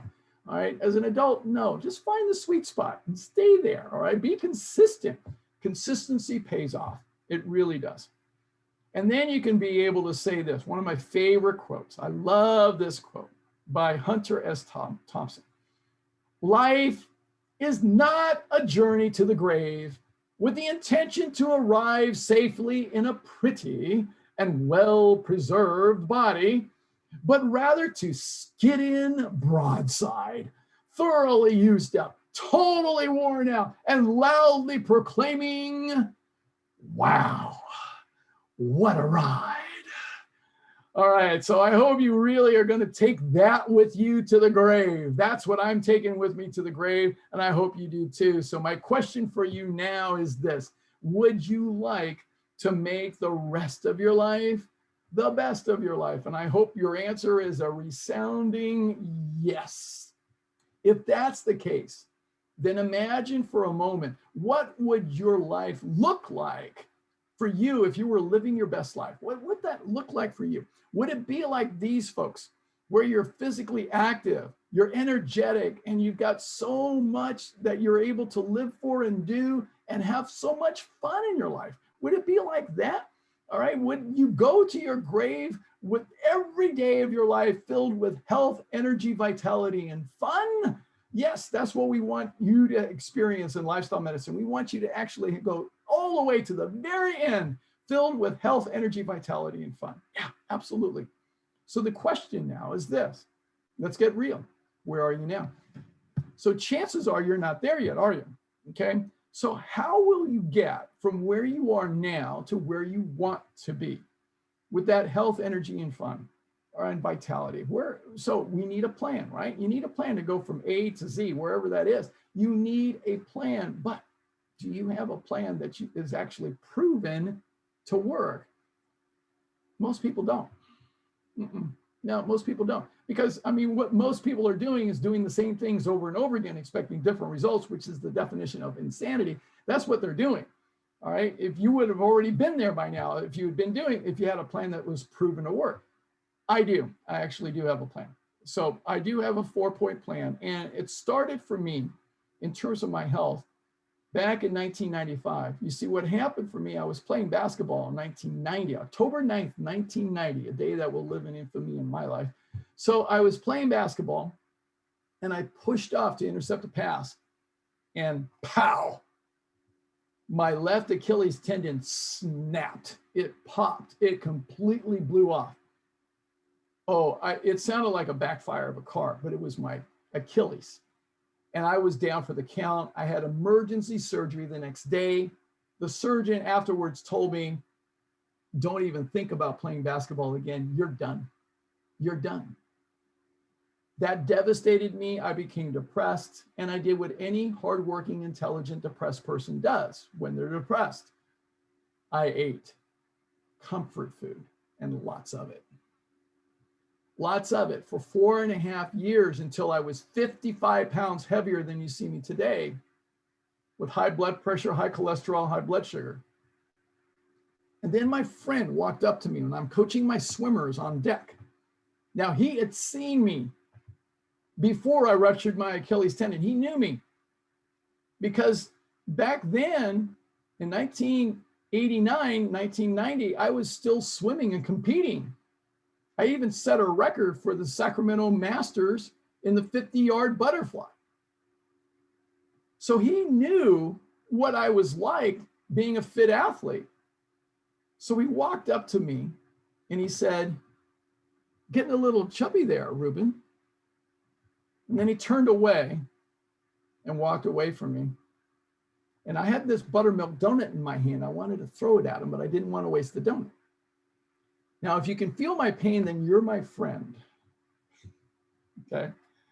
Now, I got really mad first at him, but then I got mad at me. And I realized I had done it to myself. I had caused my own suffering. It wasn't anybody else, it was just me. So I made a solemn promise. I said, never again. I'm not going to be unhealthy and unfit ever again. I'm going to regain my health, regain my fitness. And I made a solemn vow and I started to change my life. And I went back to what I knew worked as an athlete, what I knew worked as a coach. And it's my 4-point plan. And it's no mystery. Everybody knows it, but I'm not going to kid you about it. It takes work. So step number 1 is begin from within, because Einstein said the significant problems we face cannot be solved at the same level of thinking we were at when we created them. And I had to really take ownership of the fact that I created my own problem, not intentionally, but subconsciously.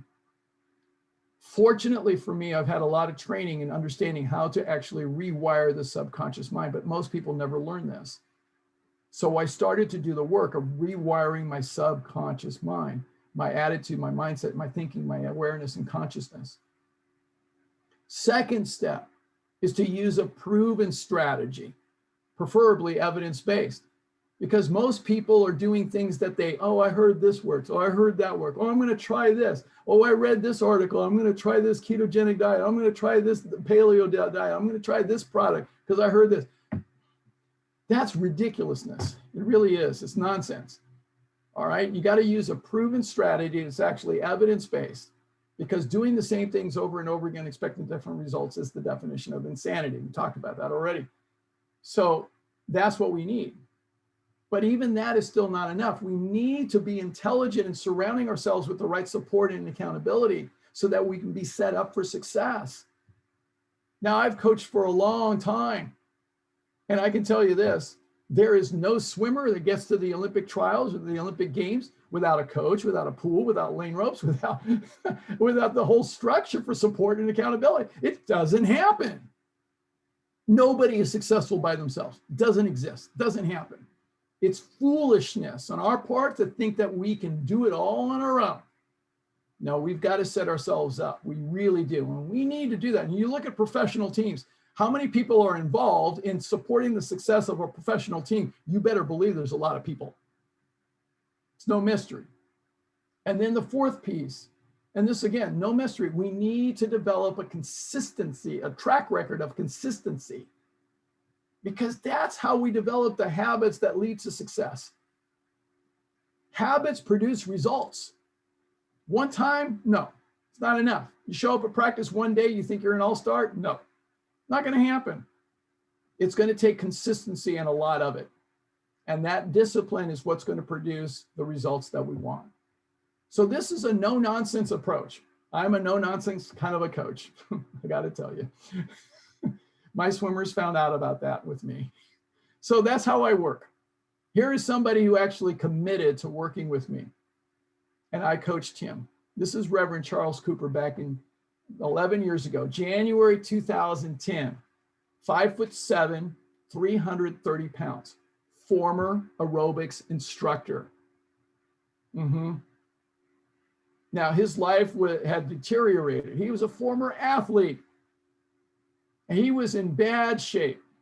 And shortly after this picture was taken, his mother passed away, and he realized he was going down the same slippery slope.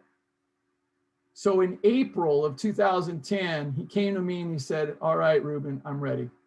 Let's go to work. So we started to work. Now, literally, I will tell you this, the first day on the treadmill, again, 5 minutes at 1 mile per hour. That was it. That was as much as he could do. He was done. But he committed to the consistency. He absolutely did. He was a great student, absolutely phenomenal student. He understood the power of habit. He understood the power of discipline, the power of consistency. He understood this. And we worked together fabulously. 2.5 years later, 150 pounds lighter. Amazing. Amazing. Half his body gone. All right. 2.5 years though. 2.5 years. So nothing happens automatically. Nothing happens quickly. And he continued to do it. In fact, became a trainer. He had the audacity to put his picture on their t-shirt. I never did that. All right. So really remarkable. So what I do is I do several things, several services that I conduct. I do lifestyle medicine consultations. So I'll work with you one-on-one to help you develop a plan. This is to get you started. So this is why I specialize in working with people who have chronic conditions, especially diabetes, heart disease, cancer, or anything else. But I work with you, anybody, to help you develop a plan. And so what you'll do is you'll go through and answer a whole bunch of questions. I will send you lots of forms, and then you'll fill it out with your history, your stress scale, your healthy habits evaluation survey, and then you'll send it back to me, and then we'll set up a personalized session. We can do it by Zoom. We can do it anywhere. If you're local, we can do it in person. But the thing is, I will help you to develop a personalized plan for you, and then get you started. I'll also send you a follow-up email with tons of resources, including recipes and resources all around, everything that you need to get you started. It's a great, great service. Wonderful. I love doing this. This is my friend, John. John is very happy in this picture because of the work that we've done together. He's 75 pounds later, and all his abnormal cardiac values in his blood were completely normal at this point. Absolutely amazing. Absolutely amazing. In addition, I also do group coaching. So I have a group coaching program. It's phenomenal. All right. This is where we get to create team. And I love creating teams because my teams always win. All right. So they always do well. So this is the last time before COVID that we actually did an in-person live program. So this is the Evolving Health 12-week lifestyle medicine immersion program. So we start with an intensive. Now what I'm doing is doing it online. So we just did one back in February, and the next one will be June 5th and 6th, the 2 weekends. We do over the intensive over the course of the first 2 weekends. So we do 4 hours each day on June 5th and 6th, June 12th and 13th. And then we'll follow that up with 12 weeks of small group coaching. So I have 5 to 6 people in a group, and I coach you. You have me as your coach. You will win. You will win. I'm a championship level coach. You will win. I promise you. It's extraordinary. It's phenomenal. All right. So you get to win. This is the curriculum that I cover over the course of the 2 weekends. The first weekend, we set you up in here because why? I don't want you to sabotage yourself. So I'm going to do the work with you here. This is powerful. I will teach you how to absolutely eliminate self-sabotage and set you up for success. And it's powerful material. By the way, I've had people just from the first weekend transform their careers, get a new job that with an increase in pay. People transform their relationships. Amazing. All right, just from the first weekend. Now, the second weekend, cellular-based science, we cover nutrition, hydration, cardiovascular exercise, strength, and sleep. There's more, but that's to get you started. Then I'll teach you about effective weight loss because that's true for many people. But I'm going to finish up with teaching you about the science of habits so that you can create habits that stick for a lifetime. And then you'll actually leave there with a completely clear goal and a plan. You'll know exactly what you're going to do, and I'm going to set you up in groups. You're set up for success. That's what I do, and I do it really well. I do it really, really well. And then we're going to do the 12 weeks of follow-up, and then you're going to stay in those groups. This is a new addition to the program. You're going to stay in those groups for the rest of a year. You're going to have a support group for a year. It's awesome. It's awesome. So this is an opportunity to really set yourself up for success. Here is one of my graduates, Donna. All right, she came into my program in 2018, April 2018. At this point, she had already been plant-based for 8 years, a retired nurse, and she had health issues, including atrial fibrillation, high blood pressure, other kinds of things. And she said, Ruben, I've been working at this for quite some time. I'm still not able to lose this weight, the rest of this weight. I've lost some, but I can't seem to lose the rest and beat this blood pressure and everything else. What do I need to do? So she came into the group coaching program. We started working on all the little features of her program and really addressed everything, like everything. And so as a result, she started to make all the adjustments. As an example, one little adjustment that we focused on was the number of grams of fat in her diet. And we got it down to, she actually got it down to about 9 to 11 grams of fat a day while having a completely whole food plant-based diet. So here she is, you know, two years later, 70 pounds lighter. And here she is today. All right, this is very recent. So she's still active. I mean, her exercise is amazing. She's walking 8, 9, 10, 11 miles a day. All right, she's having the time of her life. She will tell you she is living her best life today. She's absolutely doing that. So she's having a great time living her life. So that is possible. In addition, I also do lifestyle medicine in the workplace. I do it for organizations. I was a healthcare executive for over a dozen years. So I love being able to come to the workplace. I coach CEOs and executives as well. So this is a very familiar environment for me. So I love being able to transform organizations and improve their productivity, which, by the way, improves their profitability. So it's really a wonderful thing for companies. All right, so that's my show. And so anyway, if you've got questions, I'm gonna stop sharing now. I'm gonna send you all the slides. I'm gonna send you all the resources from today. Okay, so let me see. I'm gonna put this over here. All right, so unmute yourself if you want to ask a question. Let's see if there's any questions in the chat box. I don't see any at the moment. Okay. All right, very good. Okay, unmute yourself. Let's hear from you. Be bold, be brave, be courageous. Dive into the pool. It's time to ask your questions. Come on now. Ask your questions, ask away. Anne-Marie, you unmuted yourself. What's your question? Yeah, so I'm a swimmer now, and so I need coaching because I developed some arrhythmias, and I had to go on a beta blocker, and we're hopefully going to get off of it. But so how much for consultations? How much for coaching? I'm going to send you the information in the email so you can just check out the website. I don't like to talk money. I don't do sales in these webinars. Oh, how cool. Good. Separate it. Okay. I'm not selling you anything. All right. I'm just giving information. So you get all that information. You just check it out. This helps. Very reasonable. I figured out what I was ignoring. So. Okay, good. Good. All right. What did you discover? Um, so hydration, I think, is a bigger deal than I was making it out to be.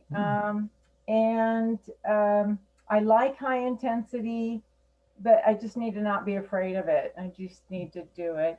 And Okay. so, Great. yeah. But in my recovery, I am glad my recovery time is getting better all the time, dropping back down. So. Okay.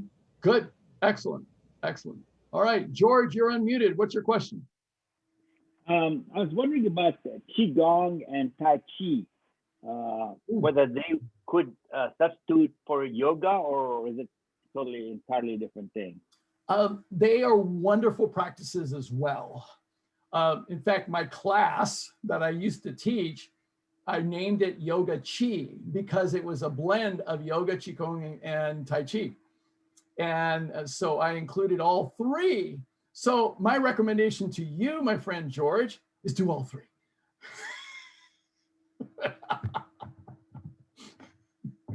Because I know you can. So have fun with it. All three are wonderful. They all are. And they all have slightly different perspectives and aspects of what they do. So I love all three of those, quite frankly. So that's what, in fact, my practice that I do myself is a blend of yoga, Qigong, and Tai Chi. So I love doing that. Great stuff. Okay, next question. Next question. Cornelia, you're unmuted. I see that. Nella, do you have a question? No? Okay, question from Mia. Is this program for athletes only? Heck no, it's for everybody. All right. It's for everybody, Mia. Yeah, everybody. So here's the thing. My point of view is that everyone should be physically active and really have a healthy, vibrant, active life. So everyone. Just because you haven't been an athlete in your life doesn't mean you can't do it now. You can certainly do it. So I hope that answers your question. Okay, other questions? Come on now. Be brave. Be bold. Come on, come on. This is for you. Come on, pick my brain. I really liked this is going to help my clients a lot. The suggestion of the 2 glasses of water before every meal for weight loss. Yeah. Is 40 up to a 44% increase in weight loss. Yes. Can you talk about that study? Yes. You want to make sure you check out my Lose Weight, Feel Great webinar. The Lose Weight, Feel Great webinar. And you, by the way, if you've got any clients that need to lose weight, make sure they watch that. It's really good. So what we have is a 12-week randomized clinical study. So 12-week randomized clinical study, which is the highest level, one of the highest levels in terms of studies being done. And what they did is they showed that people who had 2 glasses of water before each meal experienced, they showed a 44% greater rate of weight loss. That would put Jenny Craig, Nutrisystem, and Weight Watchers out of business, which I'm intending to do. So I'd love to be able to do that. So it's great information about that. So yeah, that study's there. So yeah, check out that webinar. It's all in there. So it's really good. Great question. Okay. Thank Anyone you. else? Let's see. All right, let's see. I'll go to the chat window and see.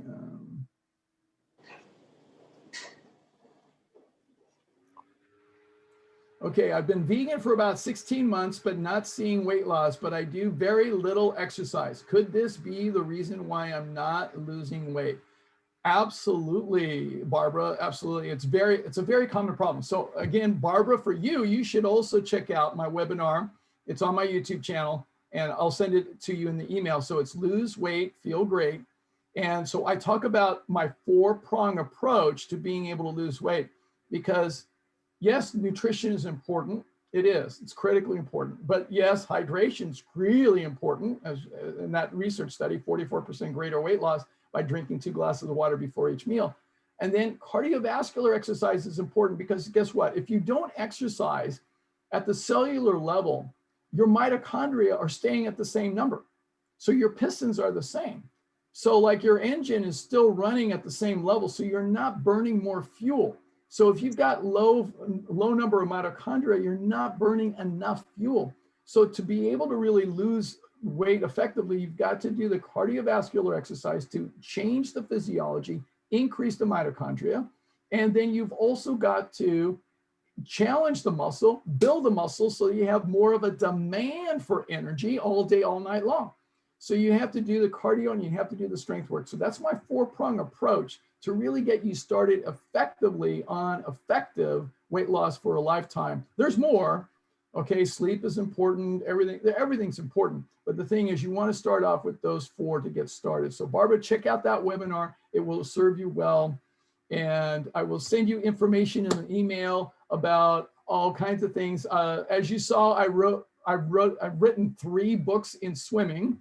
All right. And I've also written a book in health called Evolving Health. I am currently writing my next book, How to Fully Live. All right. How to Fully Live. So it's going to be partnered up with Dr. Michael Greger's book. He wrote the book, How Not to Die. And my book will be right next to his, How to Fully Live. So I'm really excited about that. So I'm still writing, I'm working at it, and I'm very, very excited. I've already asked Michael to endorse my book and maybe write the foreword, which would be great. So we'll see about that. And so that's going to be a really, really good stuff. And then let's see. So let me just kind of wrap up here, unless we have any other questions. Any other questions? Anybody? Anybody? Yes. Nancy. When is your book expected? I don't have an expectation date. I'm working at it. It is my masterpiece. So I'm taking my time and doing it really well. Okay. So I'm still working at it. I'm about 2/3 of the way through. So I'm getting there. Okay. And then I have been plant-based. If you missed that picture that I showed, I've been plant-based since February 1995. So 26 plus years. So I've been plant-based for a while. Okay, so here's what I would like to say. Thank you all for being here, for spending your time and being willing to invest your time and sharing it with me. It's my commitment, my dream to be able to make the world a much, much better place. I have a vision of being able to do webinars and have 1,000 people on them. So I need your help to please share this information with people, share it widely. I have no attachment. Share the emails that I send to you, send the webinars that I send to you, send people to my YouTube channel, have people subscribe. I mean, really share, share, share. The world is in dire need of health. It really is. And there's so many people that are suffering from chronic disease. Our country, the United States alone is, I mean, it's just horrific how many people have chronic disease. And the number, 70% of the American population is overweight or obese. I mean, the price ticket on poor health that we can change, all right? Thinking that doctors are going to do it for you is really erroneous, all right? It doesn't work well. We have to take responsibility for our health. And if we do that, we can change the whole world. We really can. So please share that. Thank you so much. Thank you for being here. If you have any questions, feel free to write me, to email me, text me, whatever the case may be. I love you all. Thank you for being here. All right, and see you next time. Next week, I gotta say, so next week, my webinar is What's on My Plate? And I'm gonna specifically talk about what's on my plate. What do I eat? People ask me this all the time. So I'm gonna share that. All right, so I'm gonna share not only what's on my plate, but why it's on my plate. Very powerful stuff. So can't wait to share that with you next week. Awesome stuff. And then the week after that, I'm going to have a lifestyle medicine open forum. So that's a really great opportunity for people to join me and just bring your questions about anything. So I'm just going to answer any and all questions that anybody has. So be prepared for that. It's going to be a lot of fun. All right. Thanks so much. See you next time. Bye.